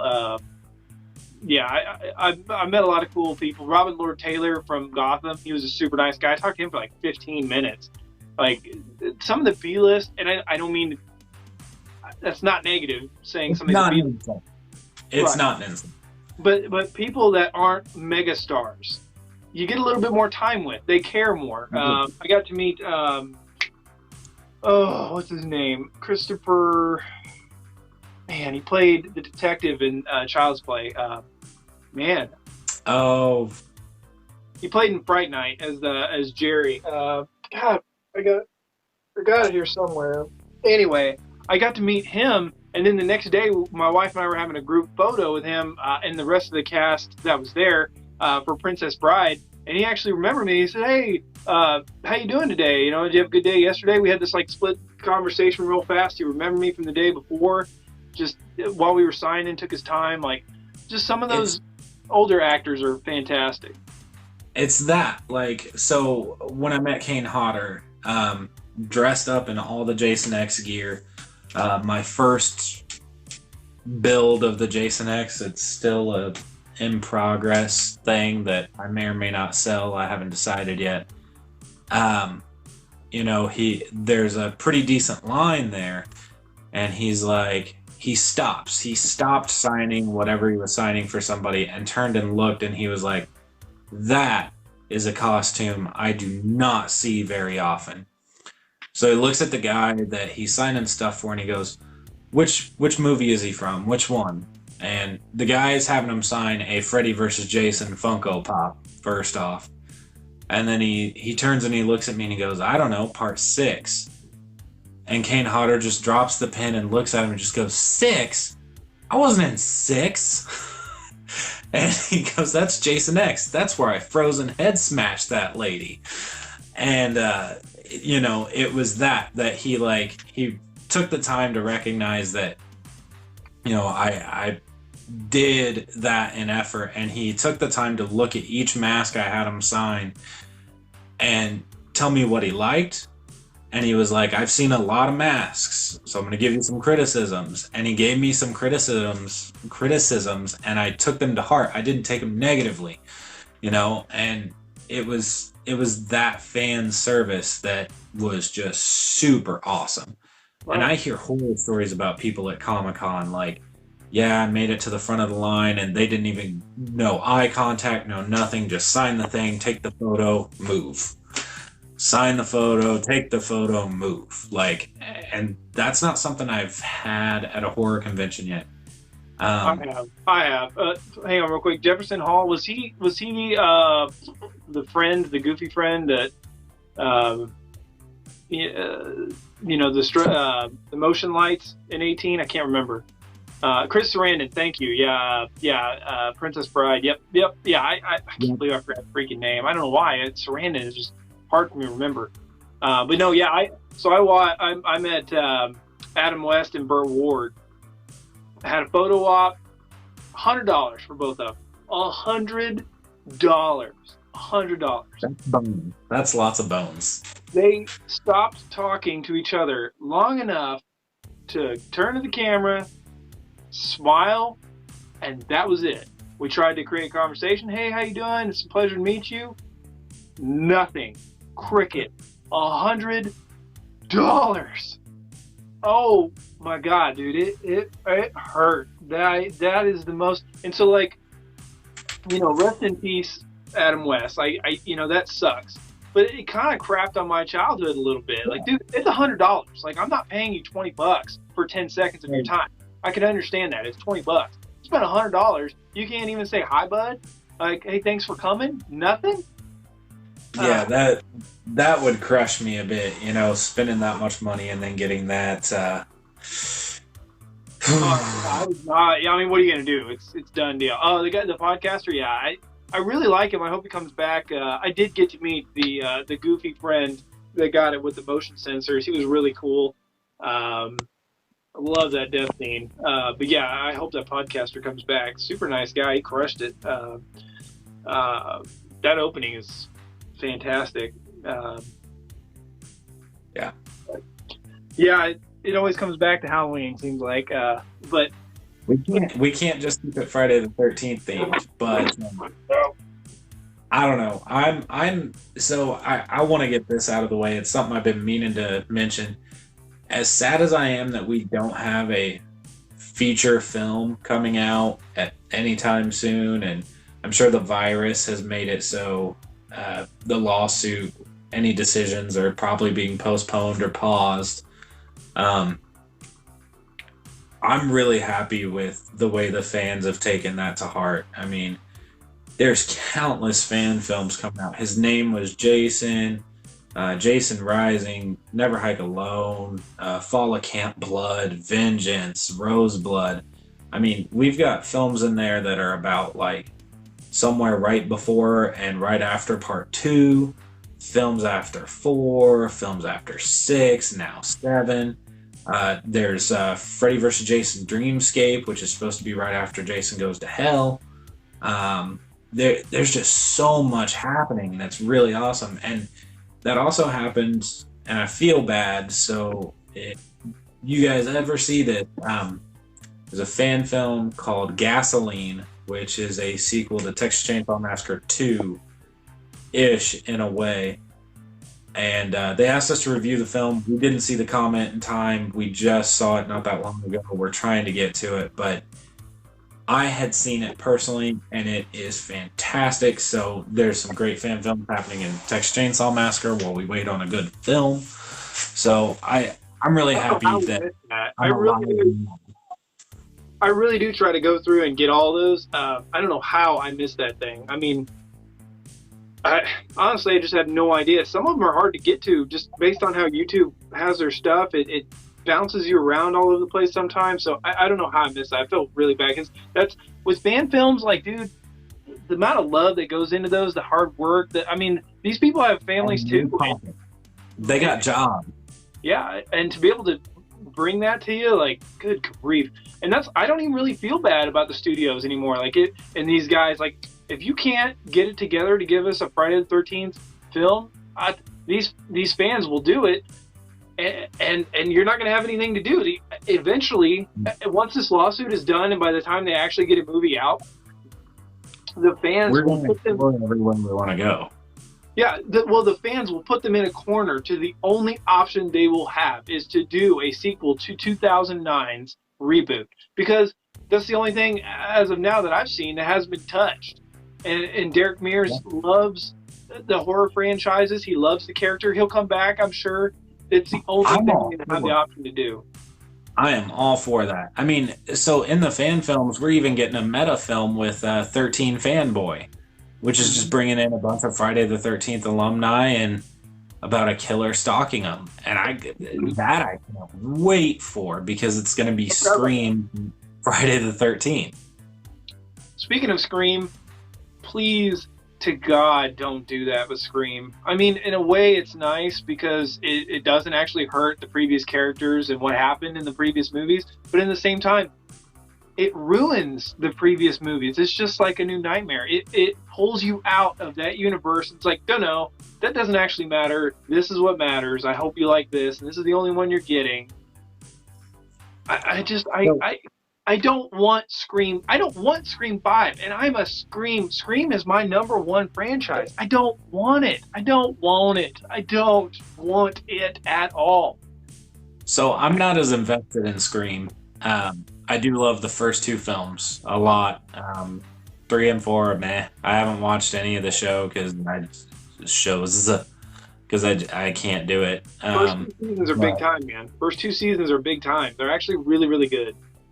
The only way I see a Scream 5 working is, honestly, it's no matter what, it's going to be dividing the fans, just like Halloween 2018, and it's just going to piss off half the fans and make half of them great. real fast, but Derek Mears, I would love to meet him. Just everything I've heard about him, I'm really jealous. That's fantastic. God dang that guy. That Jason's amazing. Yeah. I'm sorry.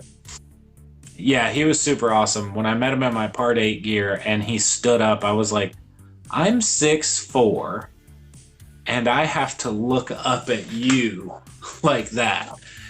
And that made me think, that's Jason. Like, just right there. That he's been a Predator, he's been Jason, like, and he loves these characters because he grew up nerding out like the rest of us. So it's like, let him be Jason again. Right. I mean, he got to be RoboCop in that commercial, which is just like, dude, that's like a kid dream. Like, if I could, like, hey, you want to be a Predator? Hey, you want to be Jason? Hey, you want to be RoboCop? Just, yeah. Right. Yes, I do. I actually just watched the reboot to RoboCop like 3 days ago. I still defend that's a good movie. Watch it again. Watch it again. Get invested. No. Get invested with Alex Murphy and what he's going through and what the doctor is being forced to do. I don't like the suit as much, and I mean it's. I mean, just watch it again. Give it another shot. But anyway, New Nightmare. I do like New Nightmare. I hold it in kind of the middle ground of the franchise. I just don't. I think that Freddy needed to kill more. I think he needed to be. I think he needed to be in the picture a bit more in that movie. I think the Dream Demon or the demon or whatever, that entity, needed to be more fleshed out. Heather Langenkamp is probably the best acting wise, character wise, in all the 3 movies she's in. But it just it doesn't springboard off the old movies very well, and it doesn't keep going from that either. And then they go back to it, you know, after with Freddy vs. Jason. But it's not that I don't like New Nightmare. It's just that it's just a completely different flavor from 1 and 3. Well, and the rest of them, really, it's its own flavor. It's kind of like part 2, to where part 2 is this flavor right here, and then New Nightmare is this flavor right here, and then you got 4, 5, and 6, and they're right here, and then 1 and, well, I guess 1 and 3 could be their own flavor too, but 1 and 3 are kind of consistent, and then 2 and New Nightmare and 4, 5, and 6 are kind of their own in their own little pocket of similarity, I guess, if that makes sense. So I do like New Nightmare. I own it. I don't own all of them, but it's in the middle. It's probably in the middle. It's good, but it's not great. For me, the older I get, I realize that I focus on character first and story second. Quality, like everything, is important.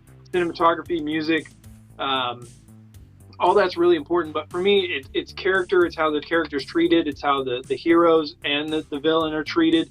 And then story is second. My enjoyment to the movie is a third. Like, the first 2 have to be hit before I cannot enjoy a movie. It's like, it's kind of like The Predator. I just watched that not too long ago. It doesn't hurt. It doesn't hurt previous characters. It doesn't hurt the Predator character, but it's not a good movie. It's not a good movie, but I can enjoy it because it's not on the same level as 1 and 2, to where I kind of separate it as fan fiction. Time out. The Predator, the most recent one, the Shane Black atrocity. It's not his fault. Not saying that his realization, his I'm not saying that would have been good, but the studio came back in and rewrote the second half of the movie. Like, you can't judge a person. The first half wasn't good. What wasn't good? Like, nothing in that movie was redeemable or good. I like the characters. I thought the humor was a little bit like on the nose. It was a little forced, but I do like the characters. I liked the dynamic between them. And the Predator, what they do with the Predators makes sense to me. I mean, it makes sense. It fits that character of the Predator. So for me, the only issue I ever had with Predators is one of many issues I have with the Predator is we have the little Predators fighting the big Predators. It just... But now it fits. Now it fits. You could have 2 different societies, and we have some of that in our own society now. Real. Like, do you want it natural? Or could we adjust things? Could we make things better? Is that okay? You know? But I say, yeah, the Predator... And like I said, it is dead last when it comes to AVP, AVPR, Predators, Predator 2, Predator 1. It is dead last. The Predator is dead last. That's a Predator. It's last. But I enjoyed the action. The characters were not harmed. The lore wasn't really harmed, in my opinion. And I approach it from the fact of, like I said, fan fiction. Like, it exists, but it doesn't hurt anything either. It's just not my favorite. They should have put the money into the sequel to Alien vs. Predator 2. Say it again. But they should have put the the effort into the script that was already existing for Alien vs. Predator Requiem. I don't remember the name of the film, but it was actually like pretty good, like in comparison to what AVP and the second AVP were. God, we're really off Friday the 13th here. I really well. I'm just spawning it. I mean, we just got past the Halloween season. It's horror. We're just talking. We don't get together very much, and I like that we're getting some good stuff here too. I actually really like Requiem. I mean, I know there's a lot of negatives to it, but the Wolf Predator is There. the best Predator ever. Yeah, that Predator is the reason to watch the movie. Right. Without him, it'd be horrible. They destroyed half the effects by saturating everything in just dark, in the dark. Okay, yeah, Predators where they made Right, they made. But he's a weasel. He's a weasel. It kind of fits his character. Like that, he would be that guy that's just like he's like a wounded possum or something like that. That just playing innocent until it's time. He's just like I don't know. It fit his character for being kind of a turd. But yeah, it's definitely last. I watched it once, and unfortunately, the Predator. The biggest thing with the Predator for me is just that it like you watch any of the other Predator movies, people are getting taken out left and right with hardly any chance of hurting the Predator. In this movie, it was just like, hey, you shoot him and run away. Shoot him and run away. Shoot him and run away. Like there was just no stakes to this movie until the last few minutes when they're trying to wrap it up. So let me just tell you how I feel about the Predator. I am a completionist, and I will own every single Hellraiser film by the end of next year. I just need 2 more. Which ones do you need? I need Judgment and Revelations. Judgment Exactly. was really good.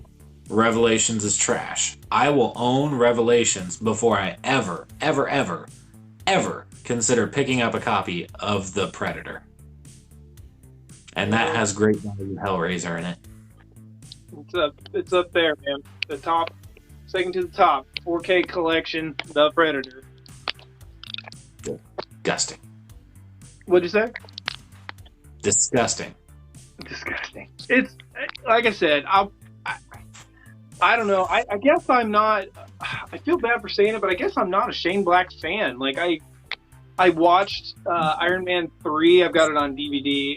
It's probably on Disney Plus. But I watched Iron Man 3 with a low expectation. I came out with it. I was like, it's not as bad. I don't hate it as much as I once did. But I watched The Other Guys, I think is what it is. Nice Guys. Nice Guys? Yeah, Nice Guys. It's okay. Shane Black, he's okay. But I think for people that like him, I think he's a little overrated. Yeah, the samurai scene in Predators is pretty sweet. I don't like the idea of the Predator lowering themselves though to humans. Like in the first movie, when Billy is on that log and he's got his thing, his machete or whatever across his chest and everything. I don't think there was a real fight scene there. I think the Predator just rolled up and killed him. I don't think he lowered himself to fight. I mean, in the Arnold, the only reason he lowered himself to fight Arnold was the last guy. Like, and he was defenseless. He had no weapons anymore. So it's like, let's go hand to hand. But AVP more than most, but I still prefer 1 and 2. Yeah, AVP is great.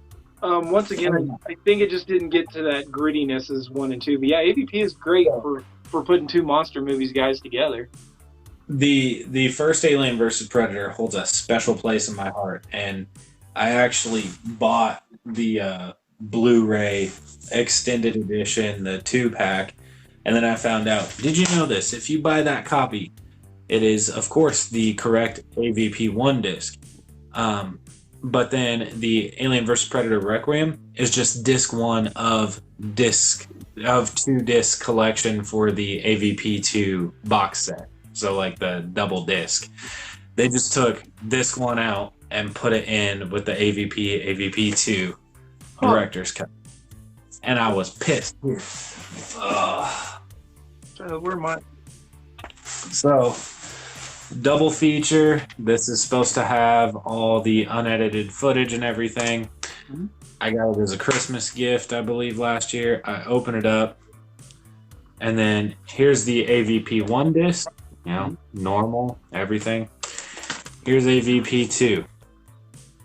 Disc 1. Uh, So many. Oh, speaking of getting you moved for Christmas and stuff,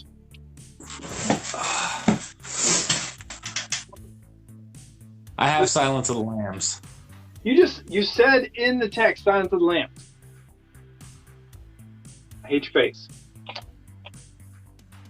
Well, then there you go. Well, I copy and pasted. Well, there you go. Sorry, I copied and pasted, and I haven't updated my list in a while.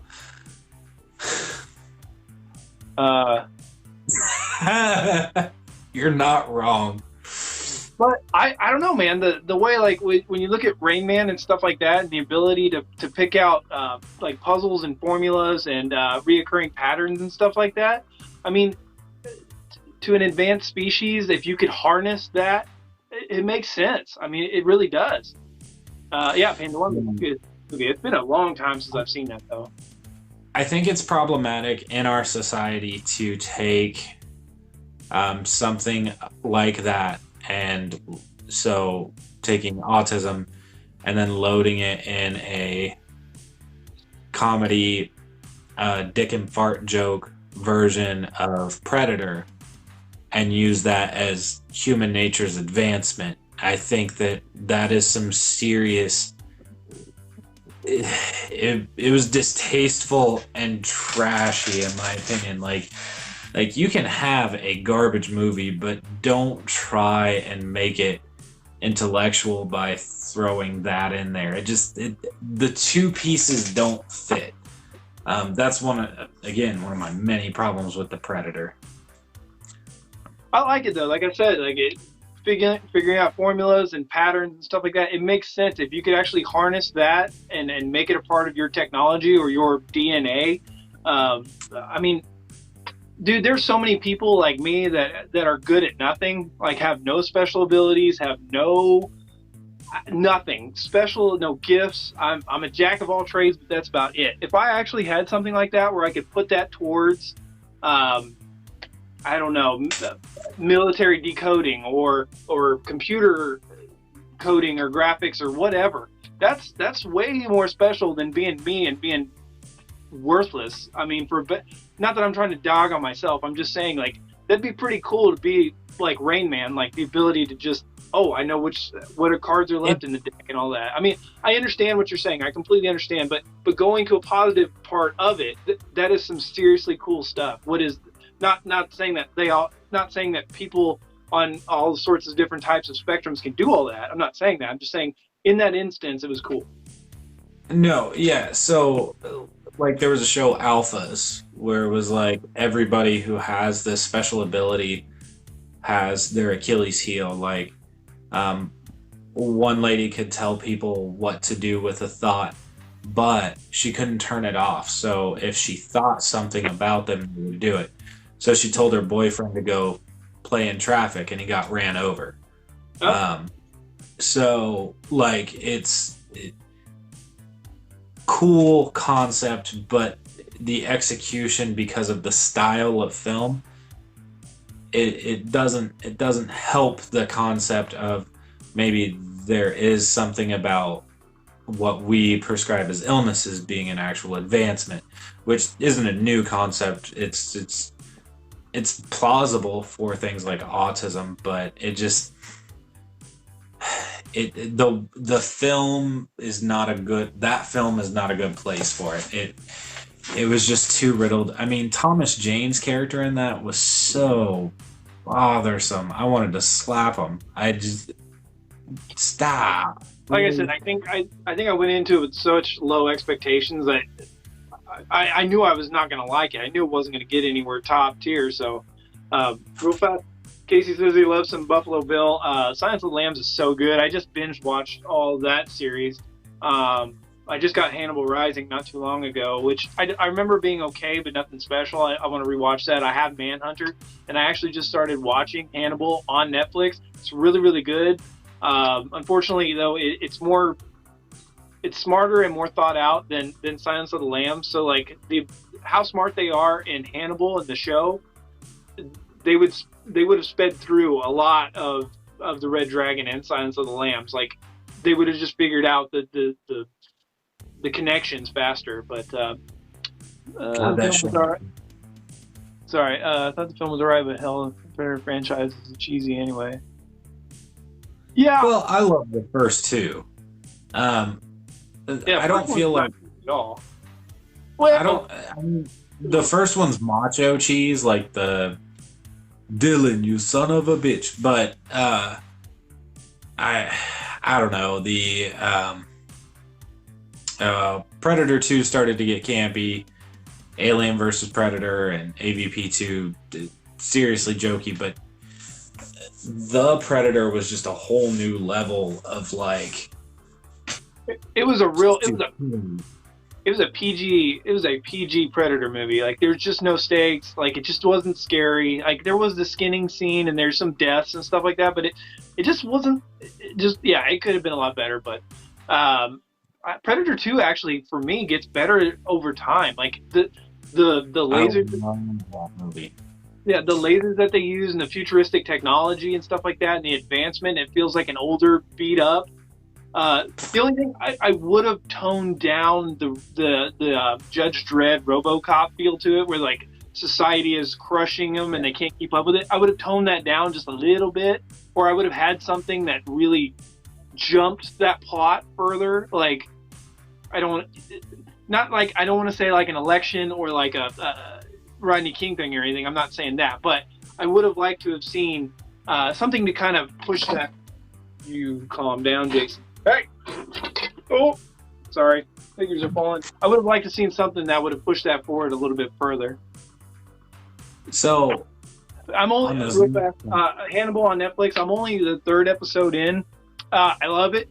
But Brittany said that she might want to watch it with me, and my wife isn't big into horror, so every time she says that she'd love to watch a horror with me, I'm like, awesome. So I'm either going to rewatch it or I'm going to have her watch the first episode, see if she's going to like it. I love the guy who plays Hannibal. I just wish that he'd be a little louder. He's freaking mumbly, and it's hard to understand him. I have to pay attention when he talks. He's always so sophisticated and elegant. He's like, what the did you just say? He should have been The Witcher. Change my mind. The Witcher with Vin Diesel? Or am I thinking, is it? Video games to TV show on Netflix. I never saw The Witcher. Oh, that hurts.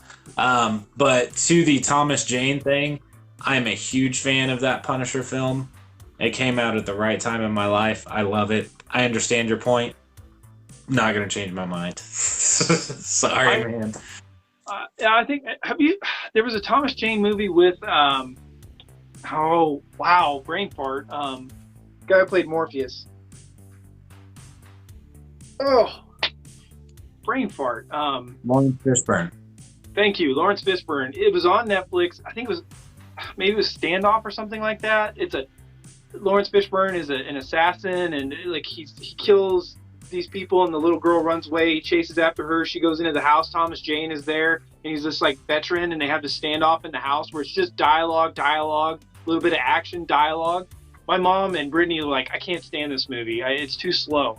I love a simple movie, a simple plot, and the dialogue between the two is really good. If it's still on Netflix and you see it, give it a shot. I understand if you don't like a movie like that, but I really did like it. I haven't seen the Dracula on Netflix. I want to get through Hannibal, and I want to see Bates Motel really bad. I just bought the Blu-ray collection of Psycho franchise, and I freaking love it. So I really want to see that. Let me break your hopes on Bates Motel. First season, great. Second season, and it just keeps going. Oh, really? And go. I heard good things, though. That's too bad. Blasphemy? Blasphemy on which point? Oh, boy. My bad. Thomas Jane. Oh, yeah. Punisher and Punisher Warzone are awesome. Warzone I like less than the Thomas Jane film. Just personal preference. Warzone is a fun movie. It's a little too much. Like, it feels like they tried to make it the broski killer movie, and then they failed. Dude, when But he I enjoy in it to no Warzone, end. in Warzone when he takes that pencil and he's sitting in the car and he's like, I'm like, ooh, Yeah. ooh, God, I You just- saw that. I got to see that in theaters, and I'm not saying he's as good of an actor as Thomas Jane, but to the character in the comics, I think he does a really, really good job of the Punisher. That is 100% true. I do feel like his characterization on the Punisher is on point to the comics. That's why I said I understand the point about Thomas Jane's Punisher, but it's still I love that movie to death. Yeah. I So real quick, so if you were going to, and guys in the chat, if you were going to recommend a Friday the 13th movie to somebody that maybe hasn't seen them or is a casual horror fan, but they've got into Halloween because of that new stuff and everything else like that, what movie would you recommend them? I mean, judging on the person whether or not they have the stomach to go through so many movies, would you ever recommend the first one over 2009?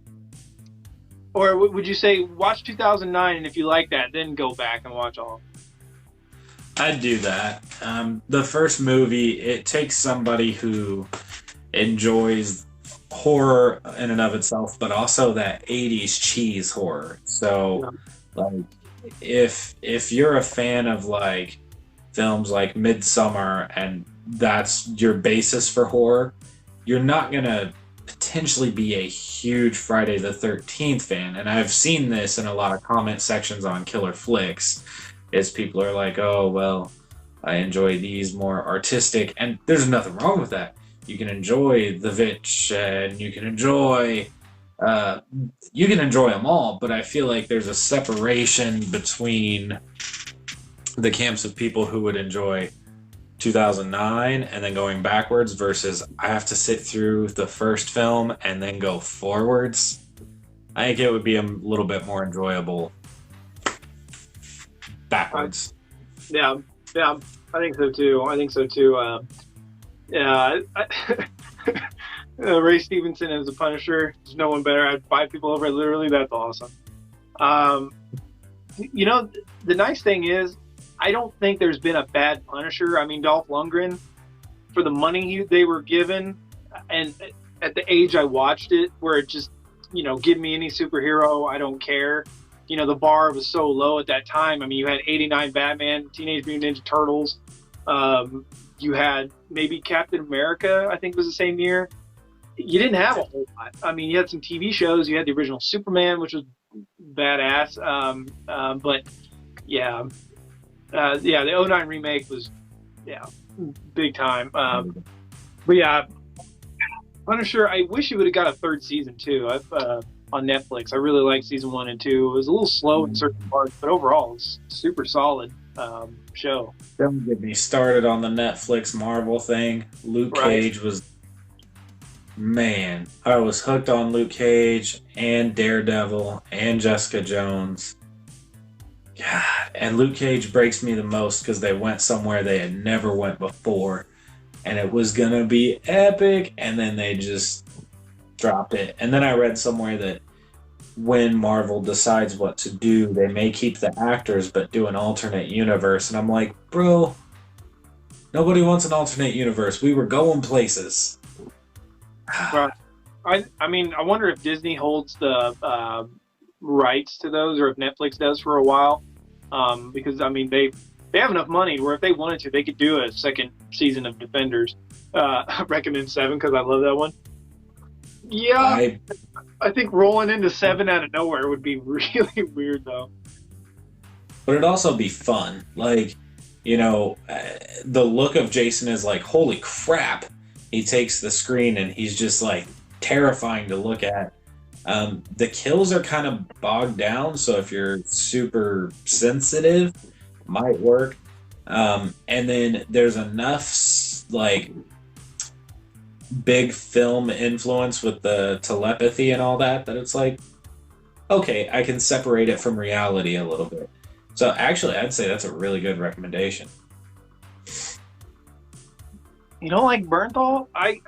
He, he's got kind of that Christopher Walken thing where he has a very similar twitch, and a lot of actors have it. But I always put it to Christopher Walken because he's always the same. You know, say it again, same face with a soldering iron. Like he just in every single movie. Like I love Christopher Walken. The dude can't act. But Bernthal, yeah, don't like any of them all. You don't like Daredevil season 2? Daredevil season 2 is baller. Oh my god! I'll give you season 1's a little slow, and it delves into like romance and buddiness a little bit, but season 2 Daredevil's god, and Vincent, whatever his name is, that plays the Kingpin, is out of this world good. And I'm telling you right now, man, you need to play the Kingpin. You need to gain 400 pounds and get yourself a white suit. And I need to go as Punisher, and we need to do that cosplay. Need to do that. Dude's been trying to get me to do that since our first convention together. Dude, you have the perfect dome for it. Like, your face structure is absolutely perfect. You haven't seen this face without a beard. I got a weak chin, man.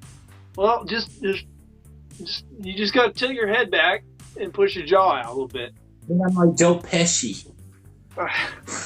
Let's go there real fast. Did you watch The Irishman? No, I did not. I did not have the time to invest into a movie like that. However, I do want to see it. At the moment with where I'm at in life, I need something that's fast and entertaining. And when I do get to watch something, I usually don't get to finish it. So taking me out of a movie like that, I'd have to start at the beginning again. And I think if it came from anybody other than Martin Scorsese, I probably would have appreciated it more. But it's lower end of his work. I mean, I feel bad for saying that because it's just stacked. I mean, and everybody does a decent job. It's not as fast as Casino, and it's not as good as Goodfellas. And it's like, you know, Wall Street.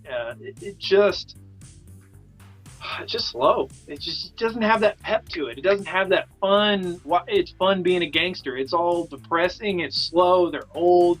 I love. There's a little story where they talk about how Al Pacino, he's getting out of the chair and he's giving his speech. And he's moving real slow because, you know, he's like 80 or whatever.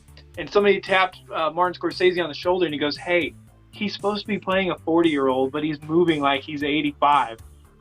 He needs to pep it up a little bit." And he was like, "You go tell Al Pacino to pep it up a bit. Like, you go tell him and see what happens." And I guess Martin ended up going over there and talking to him. But yeah, I guess they had a lot of problems with that, like, because they were de-aging him and everything. But a good movie.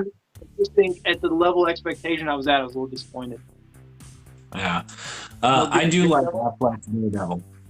I enjoy the Ben Affleck Daredevil movie. I don't think I used to have. I agree with the younger, hungry one, but I don't have it anymore. I do need to get a copy. I thoroughly enjoy the movie, but I do enjoy the Marvel show more. And I can't speak on the CGI because I didn't watch it. Yeah, I mean, the CGI it's impressive for, I mean, where we're at, and I mean, it's so in your face. It's hard to, you know, it's hard to not know it's there because you know it's there, and it's just easier for you to just tear it apart because it's right there in your face. You know what I mean? It was okay. Yeah. I'm glad they got those actors because I love those actors. But yeah, I do think that the movie probably would have been better with younger actors that are like hungry, like, you know, I'm invested in this. I'm going to give it my all. And you know, it's easier to put older makeup on and de-age and act in your movements. The problem with, let's go to Daredevil real fast. The problem with Ben Affleck's Daredevil, he acts really well in it. I like the sonar aspect. I thought that was really cool. It's not really something that the TV series delved into. But if you ever saw the Incredible Hulk miniseries, there was the trial of the Incredible Hulk, and they have Daredevil in that one. He's just in his full blackout suit. And that one, he kind of has that radar, and it's really cool, and they kind of keep him grounded a bit more. The thing I hate about Ben Affleck's Daredevils, it came right after Spider-Man. Daredevil's not doing dumb backflips from ceiling fan to ceiling fan. He's not backflipping from building to building. He's not Spider-Man. He is like you have a normal human being that's in shape. You have Batman, the super Olympic, like peak physical performance, and then you have Daredevil somewhere here that has heightened sensibility, and he is strong and he is ninja-like, but he's not Spider-Man. Like that's that movie's biggest flaw. Is just tone it down a bit, keep it real, tone it down. Other than that, I do like Daredevils with Ben Affleck. I really wish Ben Affleck would have got a better chance in Hollywood when it came to superheroes. But if we wouldn't have got that, if that one didn't flop, then we wouldn't have got him as Batman. So Snyder cut. Right. Snyder cut. I hope he's healthy enough to continue his Batman. I hope that the fans come and support him, which they should. Yeah, I'm sorry, but Robert Pattinson, does anybody care? Does anybody want to see him as Batman? Like, I'm sorry. He didn't want to work out. He's acting like a turd. This is not a movie to build a franchise on. You just don't. That trailer looks good and all, but at the same time, I'm not that pumped to see it. Like, I'll go see it, but like we talked about in our reviews, like, who cares? Like, Ben Affleck coming back, you've got Michael Keaton, and you got the Flashpoint. Who cares about a spin-off Batman movie that's not even going to involve the Joker, Joaquin Phoenix? It's not going to involve Ben Affleck. Like, who cares? Like, I mean, it's going to make money because it's Batman, but yeah, the Snyder Cut. Thank God we're getting Snyder Cut, and that's going to open the door to so many other cuts, like the Ayers Cut. Hopefully we get that with Suicide Squad. Hopefully we get the Schumacher Cut, which isn't a whole lot more for Batman Forever, but I'm telling you, Batman Forever, as much as that movie's just craps on the first two movies, especially if you shifted the music, if you shifted the lighting, if you were to have fixed a few of the acting chops, that movie could be 10 times better. And I have it right here. It's the only 4K steel box I have. I haven't watched it yet. I was actually going to do a review because all I've ever seen it is on the big screen and on DVD. So I was actually going to review the 4K. I just got a new 4K TV. And I do want to see, I think this is going to be a good one because it was shot on film and it's got a lot of good lights. If they do the HDR correctly, this could be a really good watch. And I mean, the idea of 4K, the only reason I really, really like 4K is because of that attention to detail, the colors you can put back into it. Like Batman Returns, they talk about how it's more of in line with what you saw in the theaters, that cold blue that they couldn't transfer very well on VHS. So it kind of goes back and it kind of gives you what the director wanted. It gives you a chance to go back in and kind of clean it up a bit in certain spots. Not that I'm not a big fan of DVD and Blu-ray. I have a ton of DVDs. I mean, Caleb's seen my DVDs. It's literally, I'm surrounded by DVDs right now on the shelf and on the floor. They're just everywhere. At my pawn shop, it's a good deal. But yeah, I'm really excited for the Snyder Cut, and hopefully we just get a whole bunch. I have the Richard Donner cut of Superman 2 that I heard nothing but good things. I still haven't seen that yet. It's on my shelf, my DVD. I've been meaning to watch that. Literally right here, right next to me. I got to get to that. Favorite of all Batman movies? I'm telling you, Jason, this dude, I like him. I like him. Yeah, you got some picks. You've got some picks. This guy just wants to see the world burn. I like it. Thank God he didn't say Batman and Robin, but that's awesome. But yeah, we'll see. I mean, especially now, like when theaters aren't really doing well, new movies aren't really coming out. Like God, The Craft Legacy. Ugh. Well, I can't really say because I haven't seen it, but it just doesn't interest me. But yeah, now that you can't do anything, why don't you go back? I know they're doing a different cut, a director's cut of The Godfather Part 3. I'm interested to see that. So it could be an interesting time for old movies. We'll have to see. On that,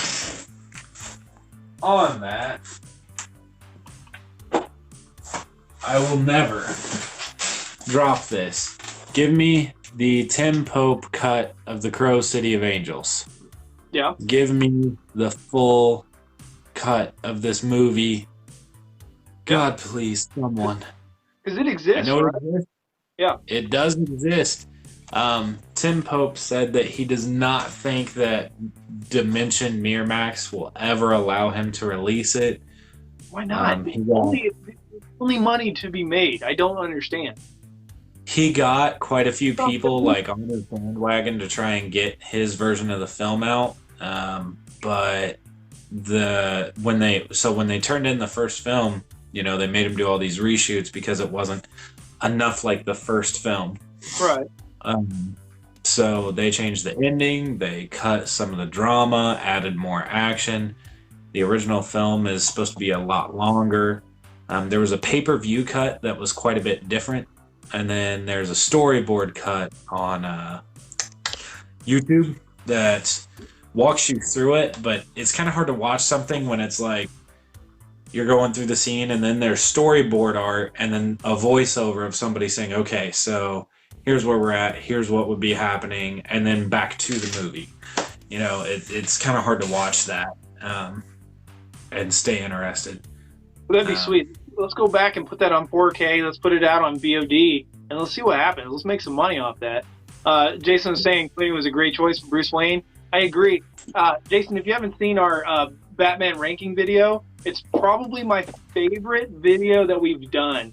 And we talk about how Clooney was a good Bruce Wayne and what we would have hoped for him. But yeah, I had a chance to buy Batman on 4K for, I think it was like $12, and I passed. I was like, I'm good. I passed on the original 1989 Batman because they went in and they changed some of the special effects and the sound effects and some of the music and changed the color of it, and it pisses me off. Like, so that's one thing that gets me. So I can see like some of the lighting and stuff like that getting changed, or like for Terminator 2, trying to hide the stunt double's face now that it's been brought back to life.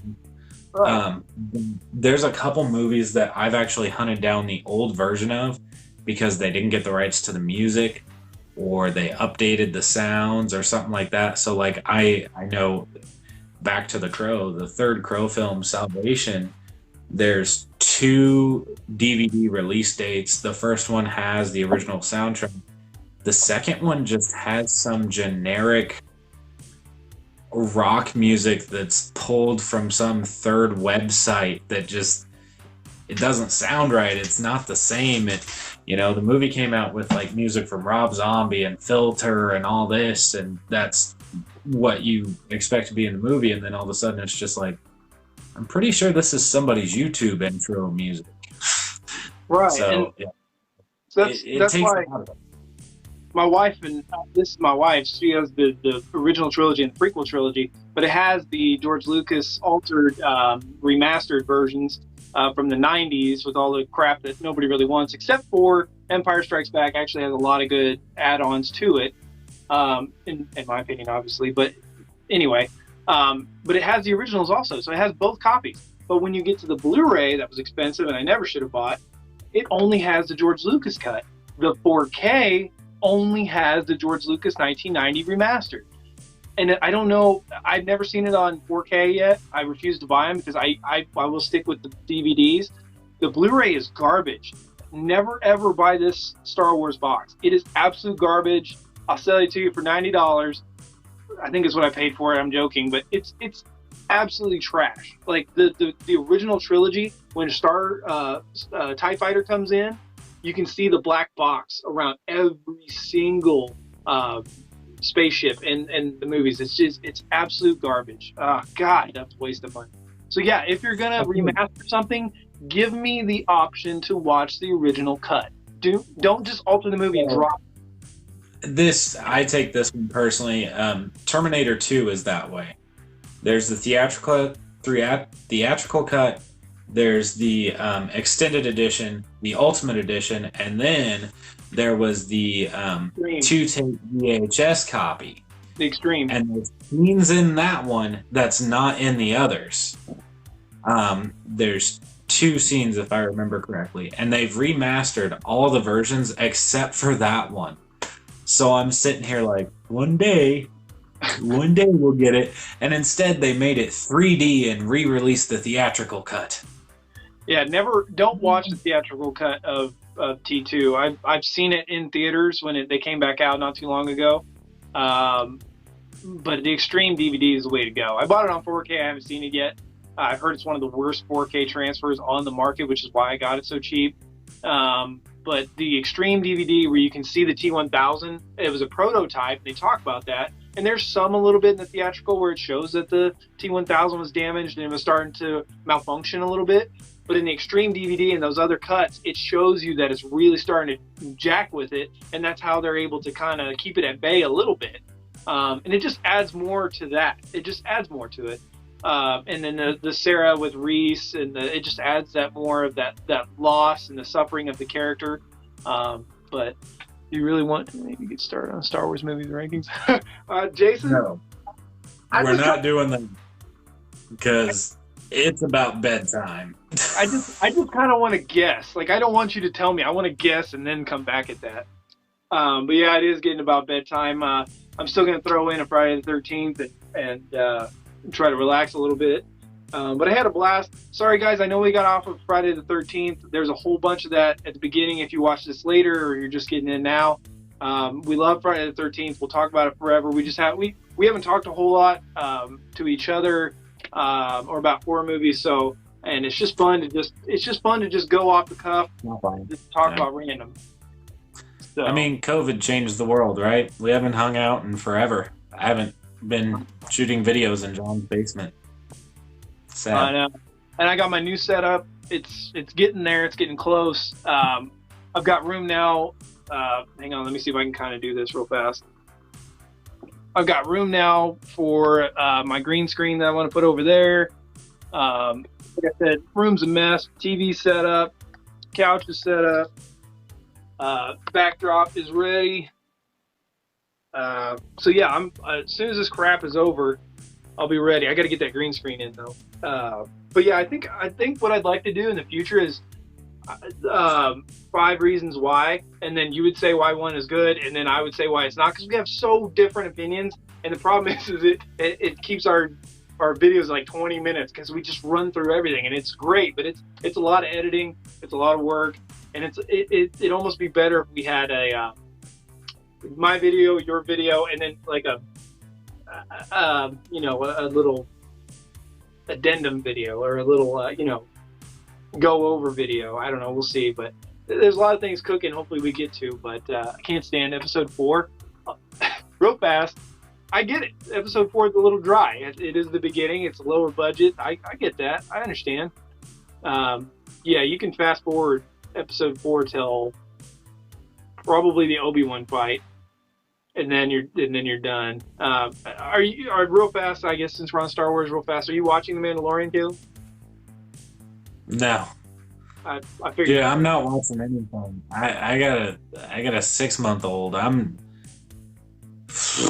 I haven't watched anything really. The other day, little dude got his shots, and he happened to actually take a nap. So I've been, when he's around, we've had Family Matters on in the background. But when theme song in my head. What? I just got this theme song in my head. Sorry. But when he's been out, for the Halloween season, I was trying to squeeze in 20 minutes of Halloween here, 20 minutes of Halloween 2 there. I thought you had them all digitally. Digitally? No. Oh, I've only got Halloween on digital. They had the set on like Amazon or something like that last year for super cheap. I thought you jumped on that. My fault. I wanted to. Yeah. No, I don't have too many digital films, and I still haven't tried to use that code you gave me because I keep forgetting about it. Dude, new parenthood is rough. I tried to tell you. I I told Brittany, I was like, I don't know how I did it because Jackson had colic for that first year, and then I would go to bed at like, I don't know, 11:30. I would edit, and then I'd wake up and work out, and then I would edit over my lunch breaks and try to get some videos going, and then I don't know how I made it. I now I don't work out. Videos that we're putting out are slower now than ever, and I still feel like I can't keep up now. So I don't know how I did it. It's amazing. A kid that can't move, how much work they take. It's amazing. But Yeah. Hey, thanks for stopping by, man. I really appreciate it. Yeah, we're out of here too. Thanks for watching, guys. In the future, if you're watching, we appreciate it. Definitely post on here your thoughts, and as we go, and we'll reply to you, and we'll have fun. And keep an eye out for us. We're gonna try to figure out a way to pump out some more stuff. But yeah, still really me. But yeah, that's awesome. But yeah, thanks a lot, guys. We'll catch you later. JK. I'm going to bed. Peace. Peace.